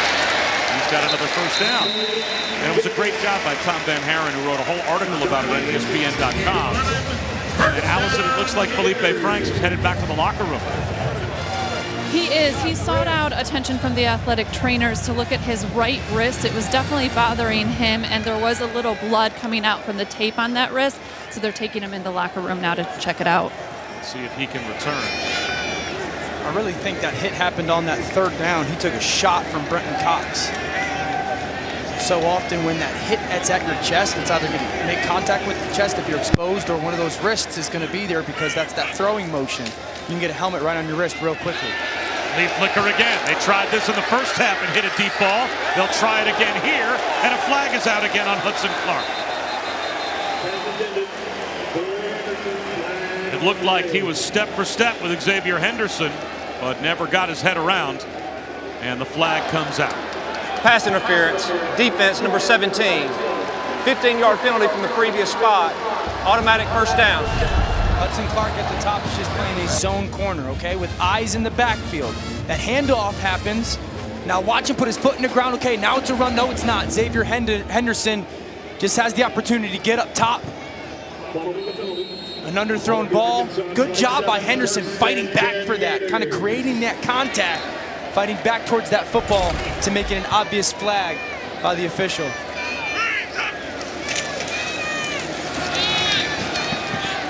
Right at the line of scrimmage. Davis goes down. Jonathan Marshall was there to make the stop. You're seeing a little bit of this run game for Florida on this drive be so dominant. Something that Arkansas is doing right now is they've got really dime personnel on the field. These are the only 5 big people in the game. Everyone else is a defensive back. So this is where you take advantage of your big bodies at the line of scrimmage, right? Kyle Trask navigating, realizing these are run looks. We got to run the ball against this stuff. Instead, it's play action. He's going to throw on the dime look. And he's going to have a first down find to Kadarius Toney. It's a great job by eyes, Kyle Trask. Eyes. Watch him drop back. Hold your eyes down the field. That gets that linebacker Morgan to drop back vertically, and you get Toney in that window. Playing against zone defenses, quarterbacks, you got to manipulate people, hold them where you want to create the window, ball out on time. Little pump fake and a handoff to Davis to the 10-yard line. Kind of seeing that patience, that discipline this drive with the run. They're going to leave kind of small bodies on the field. You got to run the ball on a consistent basis against that to force them out of it defensively. And here's a chance for Emory Jones to come in and run that package of plays that Dan Mullen has in his arsenal for the highest rated quarterback recruit that Mullen's ever had as a head coach. Emory Jones, he's got plenty of resume. And it is quarterback run, as you would expect. Jones to the 1-yard line. It'll be first and goal. Boucher saved a touchdown. I talked about it in the first half, when you get down in the red zone, field shrinks. So anytime you can create a kind of numbers advantage or even the numbers game, that's why quarterback run matters. That extra defender near the football no longer matters because we have an extra body, an extra offensive lineman or tight end that we can use in our blocking scheme. Emory Jones, second effort, gets a push, he's in. That's a Gators touchdown.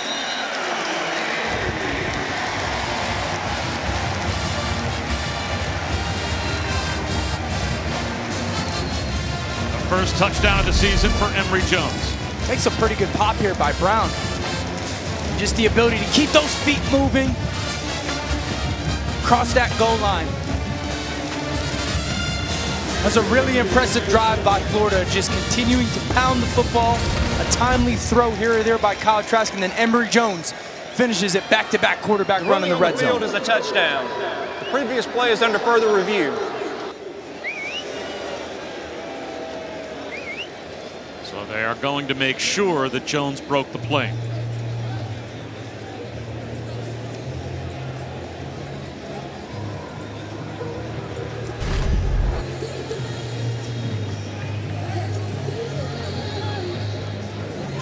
You have to see the football. Yeah. There has to be indisputable evidence to say the ball didn't make it to the goal line. And I don't know how in this gang tackle of white shirts you're ever going to be able to tell where the ball is. It certainly seemed like his body got to the goal line.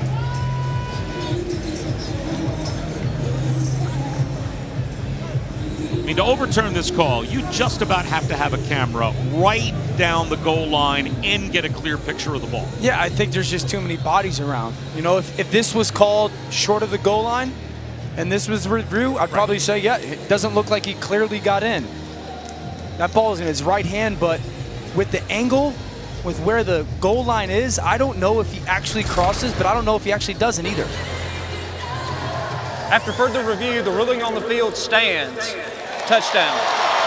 Ruling on the field stands is code for we couldn't see the football, so we have to stay with the call that we made on the field. Touchdown, so it's a touchdown. That's right. That's a big momentum change as well. Huge. You know, Arkansas comes right out to start the third quarter. They get a touchdown drive. Their defense gets their first stop of the game. Right. What do the Gators do? 3 and out for Arkansas's offense, right back down the field and take control again by 3 scores. And I'll go back to that Marco Wilson tackle. That third down tackle was outstanding. He sheds off the blocker. That tight end who's 270 pounds comes out in the flat. Kern, he's a $190. Marco Wilson gets him on the ground, and that forces that punt. That was a big play in this half. That's a game-changing tackle. And next week, you'll want to be there for Bedlam on ABC and the ESPN app. Number 14, Oklahoma State. Number 18, Oklahoma in Norman. Saturday at 7:30 Eastern. You ever been to Bedlam? No, I don't believe so. There are great rivalry games in college sports. That's one of them, right? At the top of the list. A couple of times I've had a chance to do Bedlam basketball and football, and it's great. It's just and that's an important one. You know, like that's an important one because Oklahoma State's got one loss. Right, Oklahoma State's got one, Oklahoma has two, so the conference, I would imagine, the conference is going, Oklahoma State, we need you to keep winning. Now, it'll also be interesting to see how these rivalry games this year play out with little to no fans of the building. Truth, yeah. And the rivalry games in college football are the rivalry games because of the atmosphere in the building, because of the good old-fashioned hate that the fan bases have for each other. The teams are going to feel a rivalry. You're at the Iron Bowl. It's still Alabama-Auburn, but without the building filled with fans, it'll be interesting to see the vibe of these rivalry games this season. Let's check in with Matt.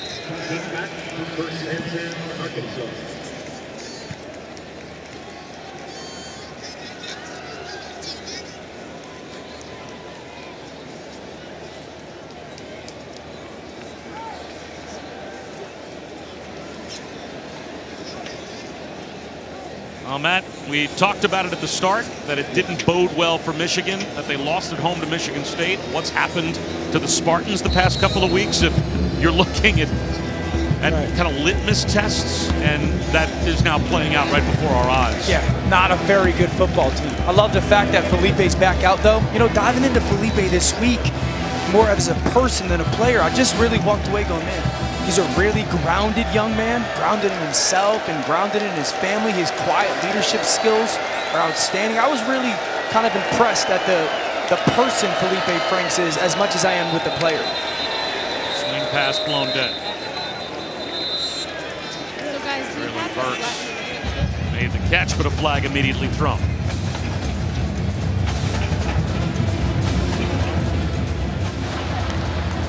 For the snap, delay of game offense, 5-yard penalty. Still first down. Please reset the game clock to 3 minutes and 1 second.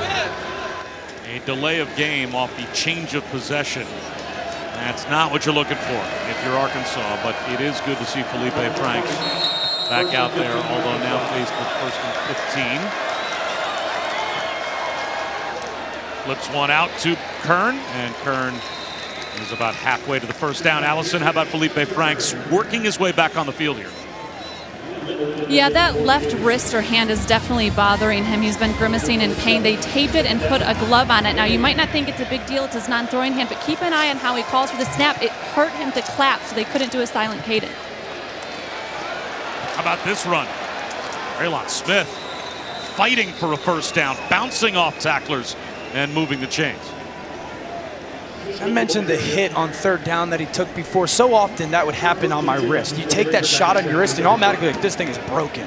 You're in so much pain. It's just one of those like on the bone bruises that it feels broken. It's not, it's structurally fine, but the pain in it is so significant. That's probably what Felipe's feeling right now. Lobs one to the sideline, almost intercepted by Brad Stewart. Happens helmet on wrist. Like this is that 3rd down. This is the hit. Watch Cox's helmet right on that left wrist. That's exactly it. You get that wrist pinned against your pads, and that helmet comes down with a big physical player like Brenton Cox, and I'm telling you, he's going to have this giant egg welt on it, and you're going to go, something's wrong with my wrist. And you're like, no, it's fine, but just the impact from that helmet on that wrist, it's so painful.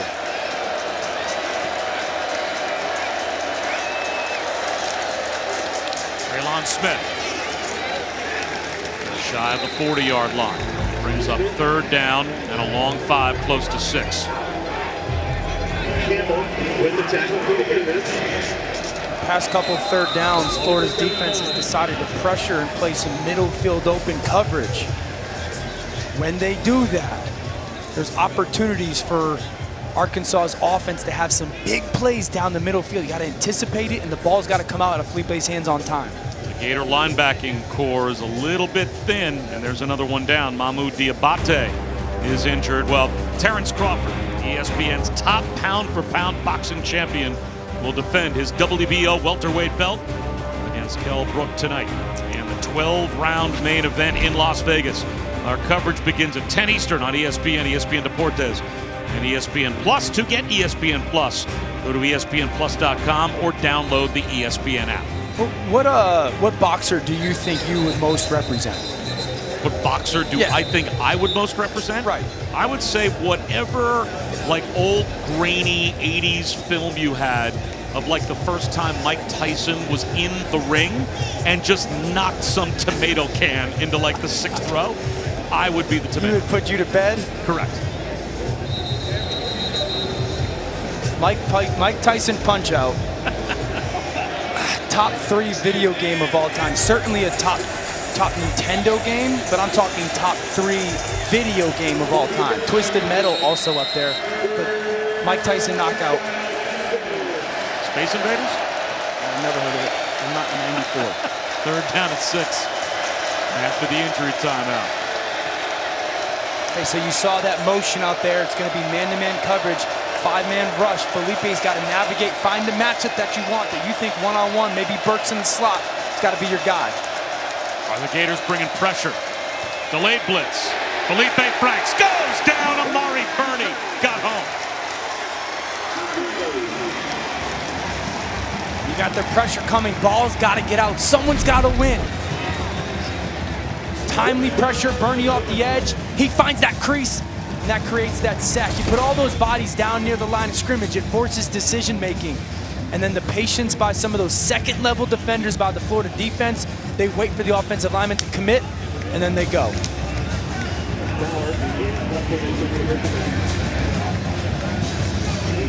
First sack of the season for Amari Burney. That gets the Gators the ball back. Tony with a fair catch just inside his own 25-yard line. Let's take a look at this week's college football rankings. Brought to you by Goodyear. And obviously the postponements and cancellations of teams in the top 5 throwing a monkey wrench with coronavirus impacting college football this week. But got some other teams right on the outside of that Power 5 conference conversation like Cincinnati and BYU, 2 really good teams. What will happen to them? Will they be the next UCF, be knocking on the door but not let into the top 4? And Cincinnati's the defense. You know, Luke Fickell has done a great job there, and they've got this football team that's built upon great defense. And then BYU is built upon this really exciting quarterback, Zach Wilson, who's going to be a first-round pick in the NFL draft next year. And so both those teams, the team that's got my eyes. Offside. Defense number 40. That penalty is declined. First down. It's Texas A&M, because when we were talking with Sam Pittman this week, he was just like, I'm just telling you guys right now, the best team that we've played is Texas A&M. He was just speaking how great that program is in the, I think, 3rd or 4th year with Jimbo down there, of the talent level and how kind of deep they are top to bottom with their roster. And A&M, of course, with that win over Florida back on October 10th. Kyle Trask, another first down hookup. Well, we mentioned what might happen with the college football playoff. The rankings are on the way. November 24th, the initial Top 25 Rankings show presented by Allstate. The Selection Show on December 20th, presented by AT&T. And then we get to the college football playoff semifinals. This year it's the Rose Bowl and the Allstate Sugar Bowl that find their way to the semifinal rotation. The championship game presented by AT&T on January 11th. But the first reveal on November 24th, of course, with everything that's happened with this college football season, that's about a month later than we would normally get the first reveal. But of course, the Big Ten and the Pac-12 just started playing football. As Fouché shaken up on that last play. So he comes off the field.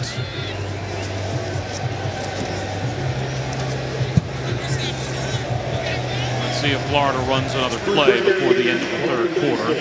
I think you just saw that there from Kyle Trask. Like, you can, this is 26 seconds where you can get up and maybe get some information if you want in Florida. You know, you can get out in a formation and see how Arkansas is going to line up, but they seem relatively content. Like right now, Kyle's like, okay, maybe we got to look. Maybe we got a matchup that we like. At the very least, you can hard count and for see sure. if you get a free 5 yards. This is no wasted time for this offense. They'll run a play before the end of the quarter. And it will be a play that gets them about 6 yards on the check down to Naquan Wright. After 3 quarters of play, Kyle Trask with 5 first-half touchdown passes. The bulk of the offense through the air, 315 yards. And a 42-21 lead. Head to the fourth. At T-Mobile, we believe you should get more. That's why we merged with Sprint. Now, it's about to get even better. And as we work to integrate Sprint's network, our nationwide 5G keeps getting stronger, with the capacity and coverage to reach more people and places across the country. Who says you can't have it all? Now is the time for 5G. Now is the time to join T-Mobile. The Swamp and the SEC on ESPN. After the start of the fourth quarter, it was a first-half show for Kyle Trask, and he now equals Tua Tagovailoa. Most touchdown passes in a team's first 6 games in SEC history, and Trask on 2nd and 4 hands one off to Naquan Wright. And Wright's about a yard shy of the first down. Bob Wischusen, Dan Orlovsky, Allison Williams, and Dan, the Kyle Trask number is even more impressive than the other two. Well, because it's only SEC competition. You know, Tua and Joe Burrow had non-SEC games when they did that. Trask has done this against nothing but SEC competition. So it has to matter or mean a little bit more of that being the case. Play action, seam shot. First down and more. Grimes all the way down to the 25-yard line. It's a little bluff screen. He's got the bubble. He lets the route win himself and then put the ball on a line to Grimes. Right at the top of those numbers. Just the patience in the pocket. We talked about operational space, right? Vision, check that free safety, drive that ball. Can't put a ton of air on it. Just in complete control of his football game. I'll do it. I think that Kyle Trask right now is announced on national television. His Heisman campaign is here. Unfortunately for Trevor Lawrence and Justin Fields, probably 1-2 in the Heisman. That's a backwards pass to Tony. Trick play to the end zone. It's a jump ball and it's broken up. Jalen Catalog, he read it and he stayed with Kamari Gamble. Little trick play. You get this lateral back to Tony. Gamble goes one-on-one with Catalon. It's a great play by Catalon now. It's a great play of going up and breaking that ball, breaking that pass up. Well, Kadarius Toney came to Florida as a quarterback originally. As a junior and senior in high school, if you combine his quarterback numbers, he had 69 touchdown passes to go along with 31 rushing touchdowns. So he's got some quarterback numbers in his arsenal, but he is a receiver for the Gators. There's Naquan Wright with a stiff arm, slipping through tackler's arms. He is out of bounds at the 11-yard line. Good vision by Wright. How about the right tackle? Braun picking off that backer. That's what I've been impressed with Naquan Wright tonight is just that patience behind those blockers. Picking his hole and then the burst, the power, the speed to get through those holes when they present themselves. Empty backfield, 5 wide. On 1st and 10 from the 11. Trask, end zone, broken up. Pass was intended for Jacob Copeland. Ladarius Bishop jumped into the passing lane and knocked it down. And that's his first play tonight. It's a great play by Bishop, but Bishop, that's the first play tonight by Trask that I go, late. It was late with that one. And that allowed Bishop to get back in underneath Copeland and knock that ball away. You know, Florida loves this 2 tight end set. You got both those tight ends to the right side of their formation. Right there, they could become picks on wheel routes. matchup problems for the defense. Wright empties the backfield. Floating it into the end zone for one of those tight ends. Keon Zipperer has Kyle Trask touchdown pass number 6.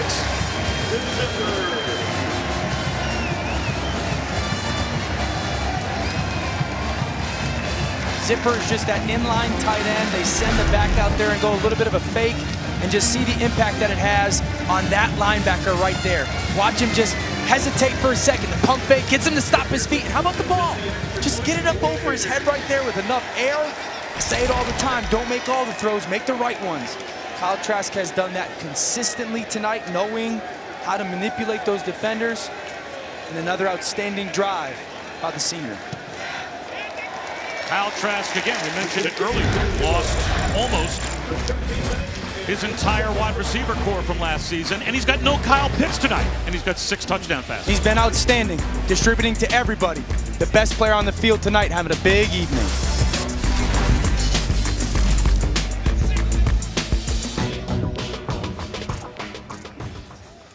At T-Mobile, we believe you should get more. That's why we merged with Sprint. Now, it's about to get even better. And as we work to integrate Sprint's network, our nationwide 5G keeps getting stronger, with the capacity and coverage to reach more people and places across the country. Who says you can't have it all? Now is the time for 5G. Now is the time to join T-Mobile. Welcome back to ESPN College Football Primetime, presented by PlayStation 5. We continue Dr. Pepper's Championship Drive Game of the Week. Having fun on that Gator sideline, and why not? 6 touchdown passes for Kyle Trask.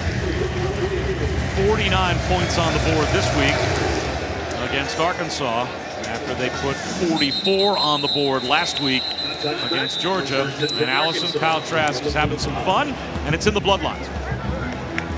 Yeah, it definitely is. You can probably thank his grandfather for some of that size and athleticism that's on display tonight. His grandfather, Orville, actually played a couple seasons with the Houston Oilers, a defensive tackle back in the day, won the first 2 AFL championships in the early 60s. And when I talked to Kyle about his influence, he said he was one of my biggest role models and really helped me to love the game of football. And he keeps a piece of him with him to this day. When he was about 8 years old, his grandfather gave him the patch from the NFL alumni jacket he wore. He said, I take it with me wherever I go. That's really cool. As Rakeem Boyd gets 8 yards on first down. I love hearing stories like that because, you know, I'm someone who started playing football because my father introduced it to me, and now I'm 37 and still a part of it. Like, I'm always so kind of interested in why guys get introduced to the game of football and how quickly it becomes like this love story, so to speak. And I know that sounds corny, but like when you fall in love with the competition of it, the camaraderie of it, the teammate aspect of it, and how much it forces you to, like, you know, on a daily basis commit to the process. Like, I love hearing that his grandfather had that impact on him. Fumble. Scooped up. Zachary Carter with a convoy. It's a scoop and score for the Gator defense.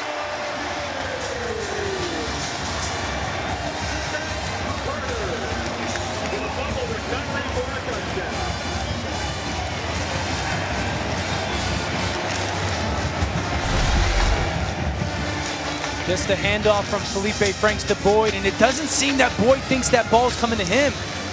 He never closes his pocket. It's a great job by Carter, the junior out of Tampa, catching a couple of bounces. The convoy carries him home. Now we're posing for the cameras.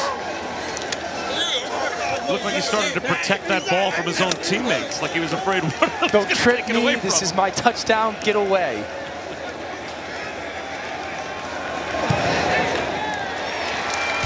Florida pouring it on.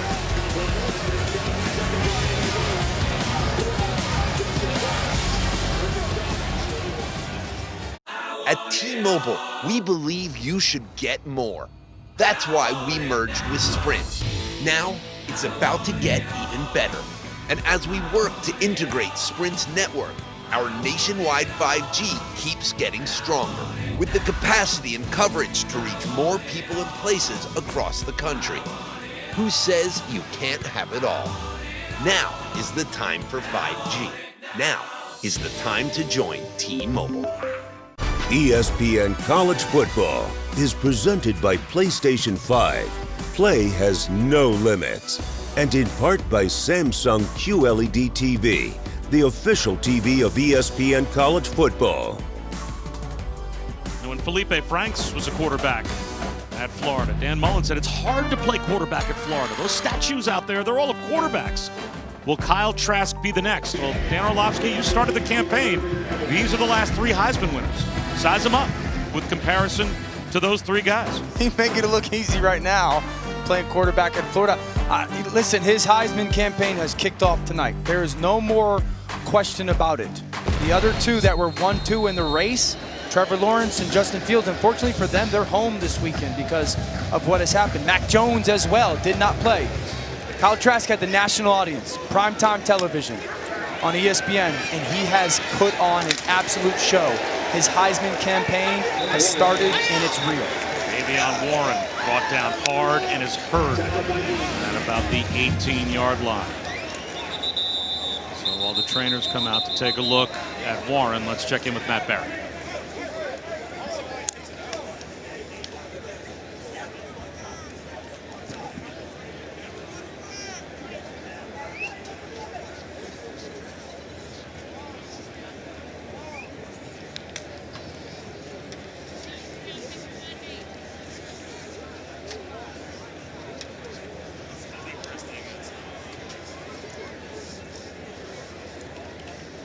All right, Matt, the trainers right now, looks like they're checking out the left knee of Davion Warren.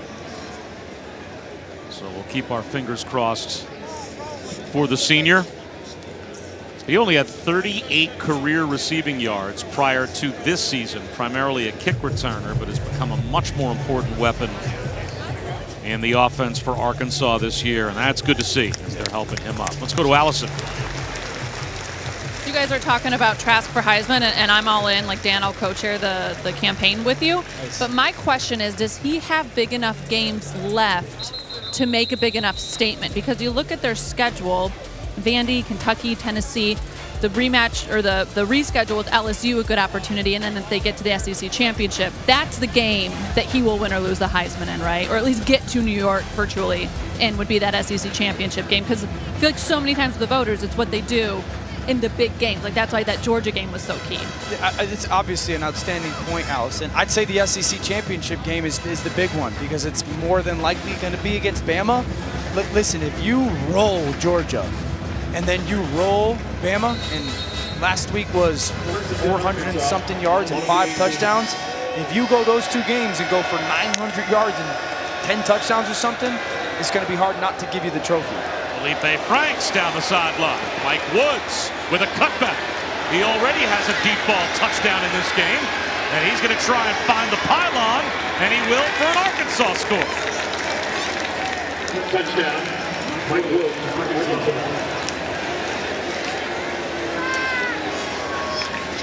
Second touchdown of the game for Mike Woods.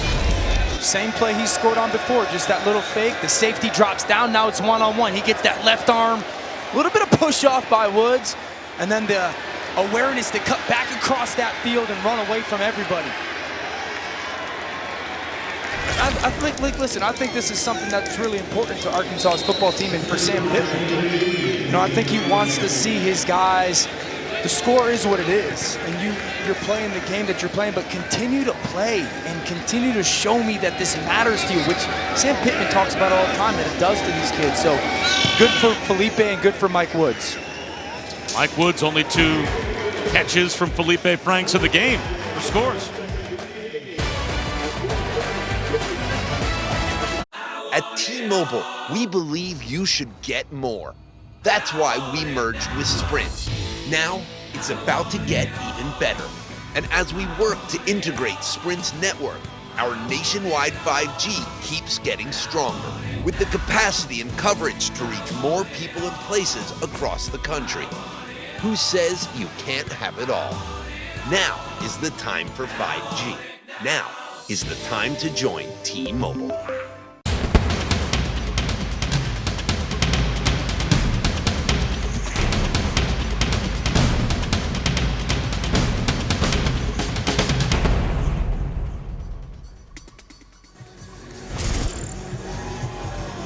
It has been an offensive outburst all night for Florida. 56 points on the board. And Kyle Trask, he's trying to make a case that he should have one of those statues outside the swamp. The 3 Heisman Trophy winners immortalized just outside Ben Hill Griffin Stadium.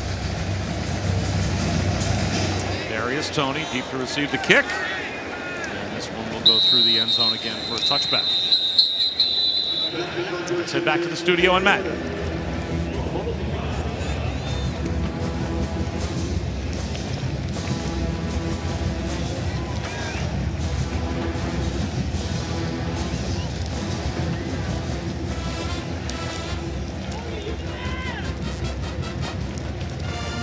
And Matt, you know, it's great that we are now bringing championship level, title fight level boxing back to ESPN. And another great example of seeing our #1 pound for pound fighter in the world coming up next, Terrence Crawford, right here on ESPN.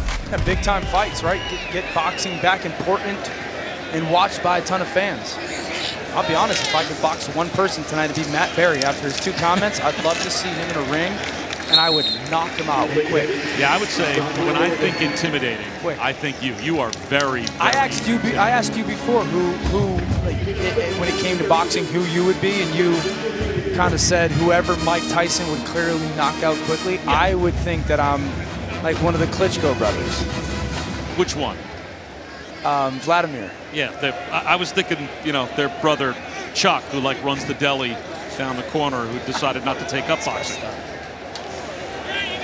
Emory Jones getting a chance to play quarterback now. I guess Dan Mullen figures 356 yards and 6 touchdowns for Kyle Trask means his work is done. How about that throw from Emory Jones? Just about found Rick Wells on the hookup down the sideline as he put that one right into the hands of Rick Wells. He takes a shot too. This is a really nice play by Emory Jones. One-on-one down the field, inside fade, and he drops her right in there to Wells. Late hands, oh, that left hand gets in there for Bishop and Arkansas's defense, but a great throw by Emory. Down at 3. You got numbers in the slot down at the bottom, right out that hash. Easy kick, catch and throw. And there is a first down to Rick Wells. Again, another nice play by Emory Jones. He had Wells just on that hash, little soft spot. He's the highest ranked recruit at quarterback ever for Dan Mullen when Dan Mullen was a head coach recruiting a quarterback. He has a resume from high school that puts him, it checks every box. He was an Elite 11 guy, had offers from Ohio State, Florida State, Auburn, Alabama, chose Florida, and I would think he would be the logical guy to take over next year. And he can do this as well, a dual threat quarterback. They always have quarterback run packages in place for Emory Jones. Last year, they started to ingratiate him even more in the system. And they flipped him from Ohio State, right? I think they flipped him from Ohio State. And you talk about the quarterback run. I mean, think about this. If they use Emory Jones 6 snaps a game, that forces a defensive coordinator in their plan to have to spend time on it that week. You got to be ready for it, so you got to dedicate prep. You only get 20 hours with your kids, so you got to you got to spend time getting your team prepared for that quarterback run. It takes away from some other stuff that you might be ready for. And he stumbles for a first down here. It also just goes to show you the inexact science of trying to find a quarterback. Right, this is the highest ranked recruit at quarterback that Mullins had as a head coach. Right. Felipe Franks was the quarterback at Florida. He was number 65. Right. One of the recruiting services had Kyle Trask ranked as the 2,266th player in high school football when he came to Florida, and now he's in the Heisman conversation. And this is why we miss when it comes to recruiting into college football and into the NFL draft at the quarterback spot, it's because when you are recruiting and or drafting, so many places do it backwards. They draft or recruit the physical and then the mental, because they do it with every other player like that. When a receiver, physical, linebacker, physical, defensive back, it's the physical attributes. With quarterback, you should always start with the mental attributes. How smart are you? How quickly can you think? How's your leadership skills? And then the physical should be the secondary thing. But we look at quarterback the same way we look at every other position. And that's why there's so many misses at that spot, because it needs to be done in reverse. It's a great thought. I have a question for you. That's Naquan Wright play action. It's a shot over the middle. And Amble is popped, or rather, Justin Shorter is popped on 3rd down and 2. His helmet popped off as well. Let's head back to Matt in the studio.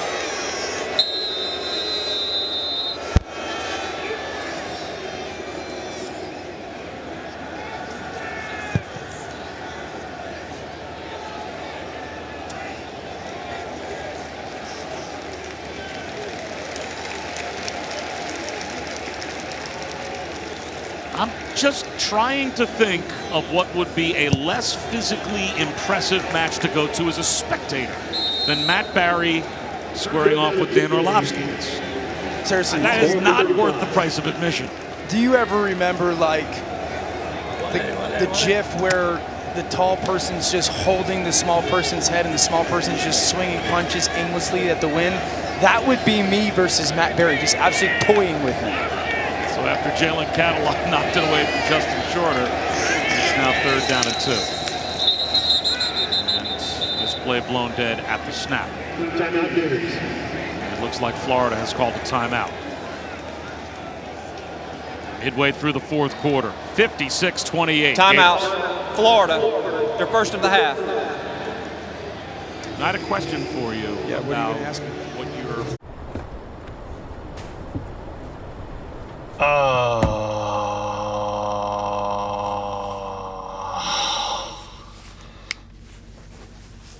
What are you doing, man? There you go.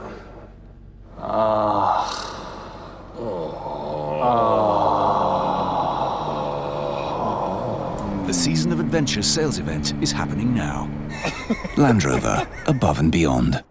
Hope everybody's enjoying the Gators and the Hogs as we get ready to see the pound-for-pound #1 fighter in the world here in Vegas tonight. It is Terrence Bud Crawford looking to get rid of the former champ, Kell Brook. It's coming up after the game. Bob, Dan, and Allison, back to you in the Swamp. We'll see you here in Vegas. All right, Tess, thanks very much. I'm going to run across the street and make sure I catch that fight. That should be a good one. Bob Wischusen, Dan Orlovsky, Allison Williams. Midway through the 4th quarter. It's a 3rd down for the Gators with Emory Jones now at quarterback as Kyle Trask's work for the evening is done. 6 touchdown passes. Seems to be plenty. So now Emory Jones gets a chance on 3rd down and 2 at the Arkansas 35-yard line.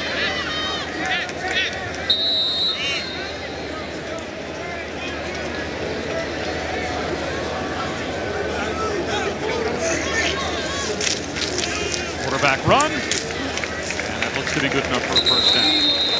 You know, Dan, you mentioned earlier about how when you recruit quarterbacks, and Emory Jones has the resume, Kyle Trask doesn't, and then look what Trask is doing, that we recruit quarterbacks in reverse, that it should be about the mental and not the physical. Yes. At least more so. Where every other position, it's easier to see the physical.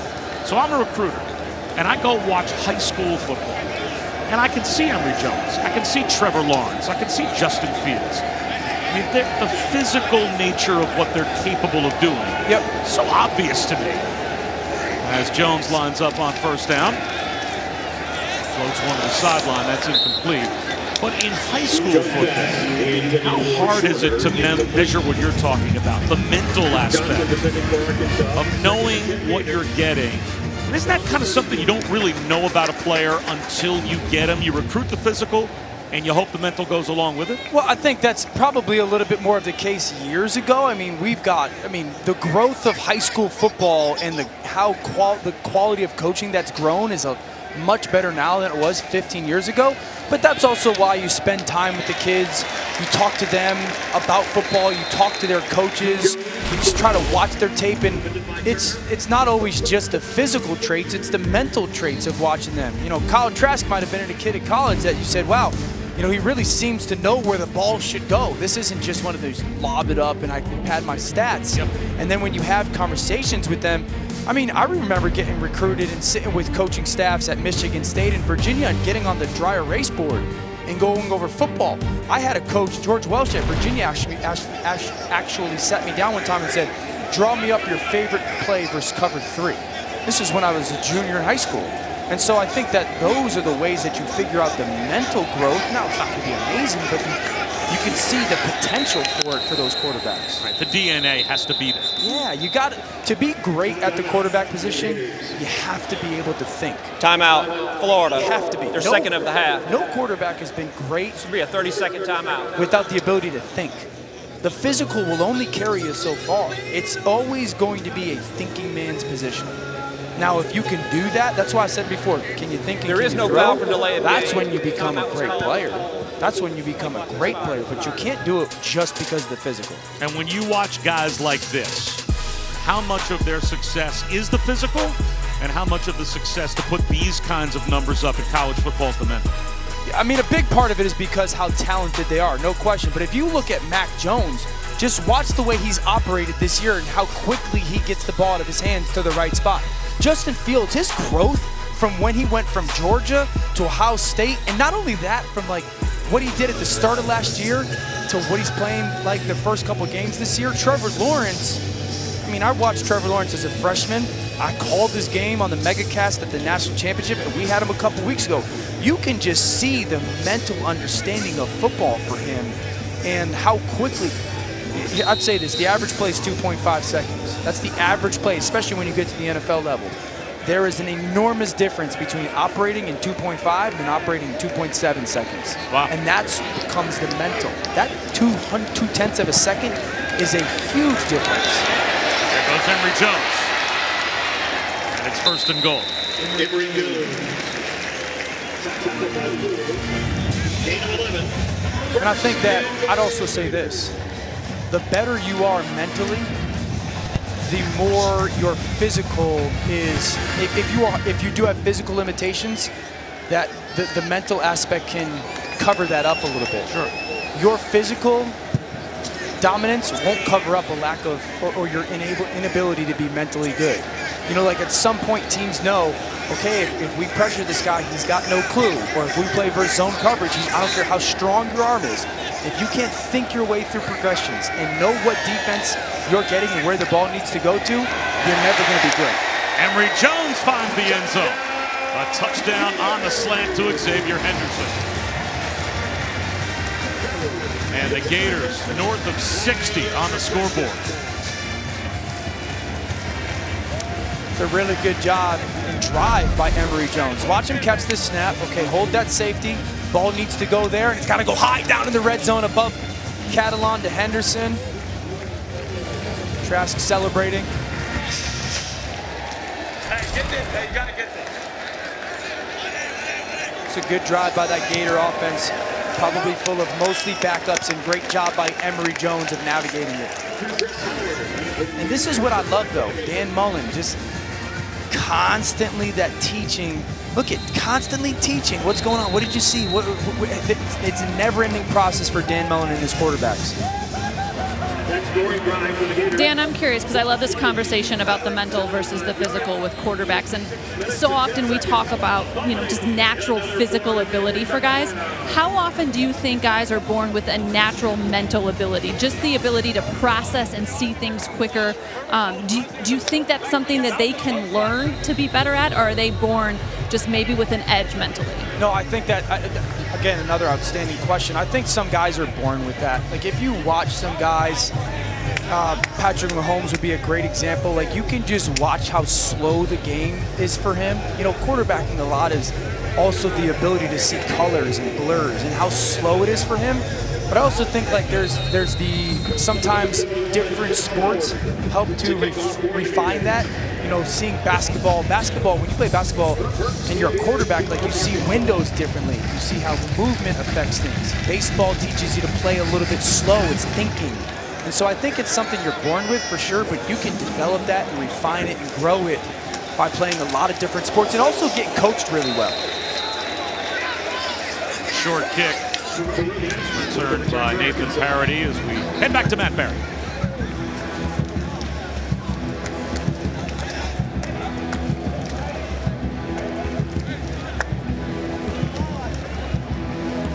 First and 10 Razorbacks at the 27.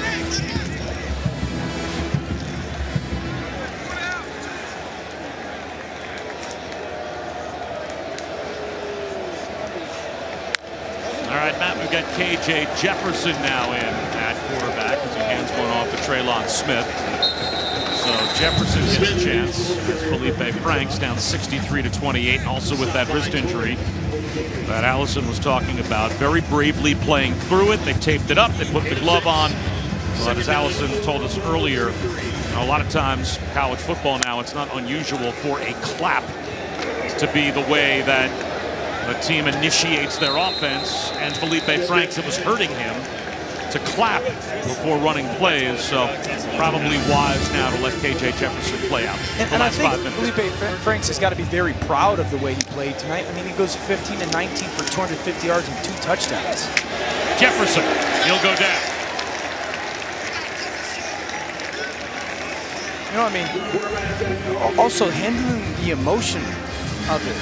You go to a place that you played for and it doesn't go the way you maybe want, but you go back to that stadium and you showed really well tonight. You played really good football tonight, so there's nothing that he needs to hang his head. You played tough, you played well, something to build on for your offense moving forward as well. Felipe Franks had a really, really good night. Ron Hopper makes the stop for Florida after Princely Umanmielen on the previous play got a sack, and we're down to 4 minutes to go. It's 3rd down and 13. I think part of it too is like hopefully Sam Pittman's okay. He gets back with his football team, and there's some good stuff on tape that they can coach off of. Because I loved talking with them, man. I loved talking with Sam Pittman. I felt like I could have done it forever. And you can tell like Arkansas's got the right guy. He wants to be at Arkansas.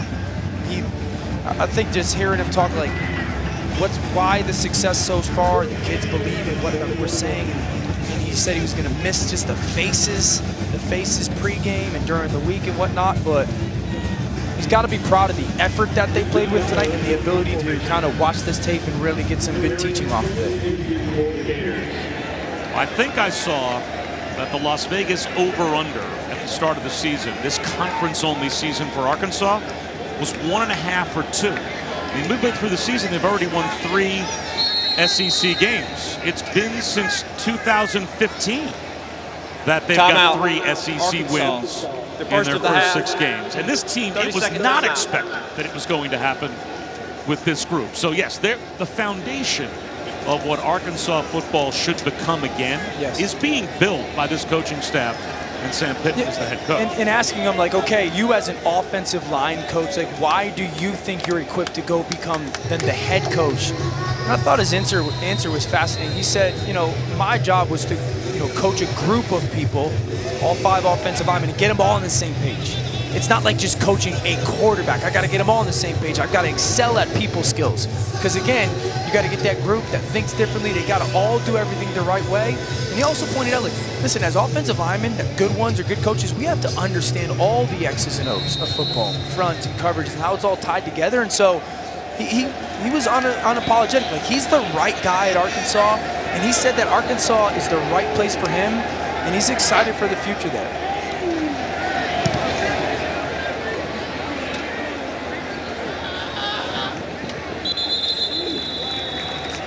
Catches made by Xavier Henderson. Well, Allison, it looks like maybe another bottle of bubbly is going to be headed Dan Mullen's way. Well, if it is, I hope it's better than what he's gotten so far. I know we're all starting to think about like our post-game beverages here, and hopefully it's not a bottle of mini Sutter Home. That's what Dan Mullen got from Steve Spurrier after the Ole Miss win when he broke a Spurrier coach team record for the most yards in an SEC game. And then after they beat Georgia, same thing, little better presentation, I guess, this time from Spurrier. It was just kind of a good-natured, fun thing they had going. But Mullen's like, hey, it's all good because our goal wasn't to beat Georgia. Our goal is to win the SEC championship. So I'm saying right now, if that happens, like he's got to go Camus, Opus 1. I mean, you got to go big then, right? Like to make up for the mini Sutter Home Silver Oak. There we go. Yeah. Now I'm thirsty. We're not stopping at CVS to grab a bottle for Coach Mullen moving forward, right? Like we've got to pop open a nice glass of red, get a Silver Oak, Camus, nickel and nickel, something like that. I think it's warranted when you Little score Frank 63. family. You guys are classy. You said we're classy? Very classy. Lorenzo Lingard takes over at tailback. And Anthony Richardson. That wobbly pass is intercepted. It ends up in the arms of Jalen Catalan with a flag down.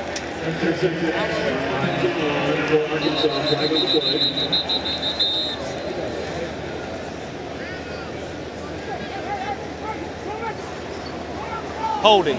Offense number 74. That penalty's declined. First down, Arkansas.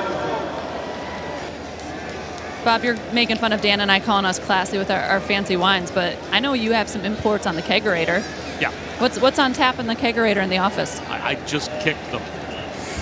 It was a devastating day yesterday. You just got a new one 5 days ago. Kicked a new one? Brutal. Well, it's what was it? It's quarantine, remember. I'm spending all week getting ready for these games with you. Man, Barry's trying to beat me up tonight. You're taking shots at me. So now another opportunity for KJ Jefferson after the takeaway. They'll run the jet sweep.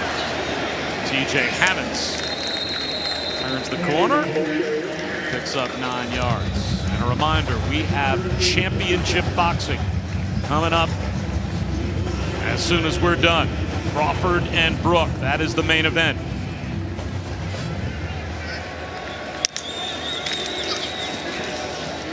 Dean Boyd caught behind the line, brought down. Tyron Hopper with another stop.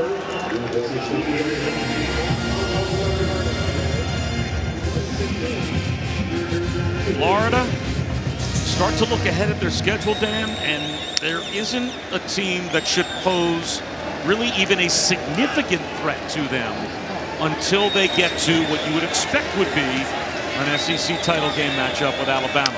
I think the big thing that I look at it, Bob, is I don't think there's a defense that's going to be decent enough to try and slow down this offense. Again, they're doing this without Kyle Pitts, but Vanderbilt not going to be good enough defensively. Kentucky probably not going to be good enough defensively. Tennessee and LSU, we did LSU, and their defense is a weakness right now. So I don't see any just ability to stop this Florida offense, or at least a defense that's going to hold them under 40 or something like that. There goes Jefferson to the end zone for a touchdown. So the redshirt freshman backup quarterback KJ Jefferson scores for the first time in his career. Good for that young man, KJ Jefferson, probably putting the work in all week. There's that quarterback counter power or zone or power read where he's reading that defender, and a great finish at the goal line. That's awesome by Felipe Franks. That's leadership. Still locked into the game, cheering on the younger players. It's part of that culture at Arkansas that they're trying to build.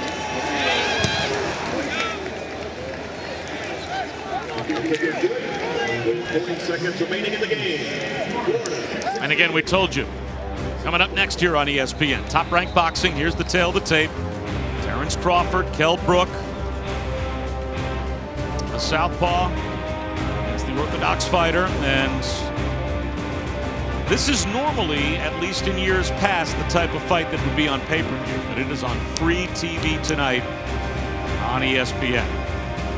The fact that that's free is just, that's unbelievable. That's unbelievable. I'm excited to watch that fight. Watch Joe Test get into it. Joe? Get into a title fight? You think? You think he'll be excited for it? You think he'll have some juice behind his voice? Florida has never scored 63 points against Arkansas in program history until tonight. And they are an offense right now that is rolling. They've scored 35 or more 7 games in a row. This is the 3rd consecutive game that they'll score 40 or better.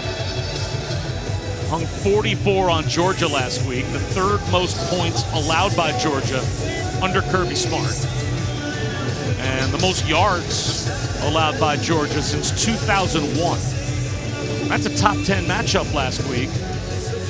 And Florida put 571 yards and 44 points on the board against a team that probably was thinking college football playoff as well. And tonight, they've got 589 yards of offense and 63 points on the board. So it would be hard to find an offense in college football that right now looks better than Florida. There might be a couple out there as good when Trevor Lawrence has it going at Clemson, Mac Jones, what he's doing with Alabama. But I mean, is there an offense right now that's playing better than Kyle Trask in Florida? I don't think that you can say that definitively, no. I think that you look at Florida's offense and going, okay, how good we are up front. I think that's the difference of the football team this year, is how good their offensive line is. Their quarterback is in complete control. Like, this is a body of work that spans 6+ games. It's not a fluke anymore. He's in complete control, and your skill players are really, and your coach understands it. And I said this before, Bob, it's really this. They can beat you however you want them to beat you. They can beat you. They're going to use all of the field with all their people and their weapons, and they're really going to do whatever they want. And it looks like that will be the final play of tonight's game. So the Gators are rolling, and their next stop will be against Vanderbilt next Saturday. Games against Kentucky, LSU, Tennessee still on the board for Dan Mullen's team. And you think they've got just about guaranteed a one-way ticket unless they have an unthinkable stumble to the SEC title game. And Felipe Franks, as you said, played very respectably in his return to the Swamp. Yeah, Felipe Franks has got a lot to be proud of tonight with the way he came back to the Swamp and carried himself. He just ran into a buzzsaw offense led by Kyle Trask, who has inserted himself into the Heisman conversation. The Gators are legit. 63-35, that is your final. Florida over Arkansas. For Allison Williams, Dan Orlovsky, I'm Bob Wischusen. Coming up next on ESPN, championship boxing from Las Vegas. Enjoy the fight. ESPN thanks you for watching this presentation of the Southeastern Conference.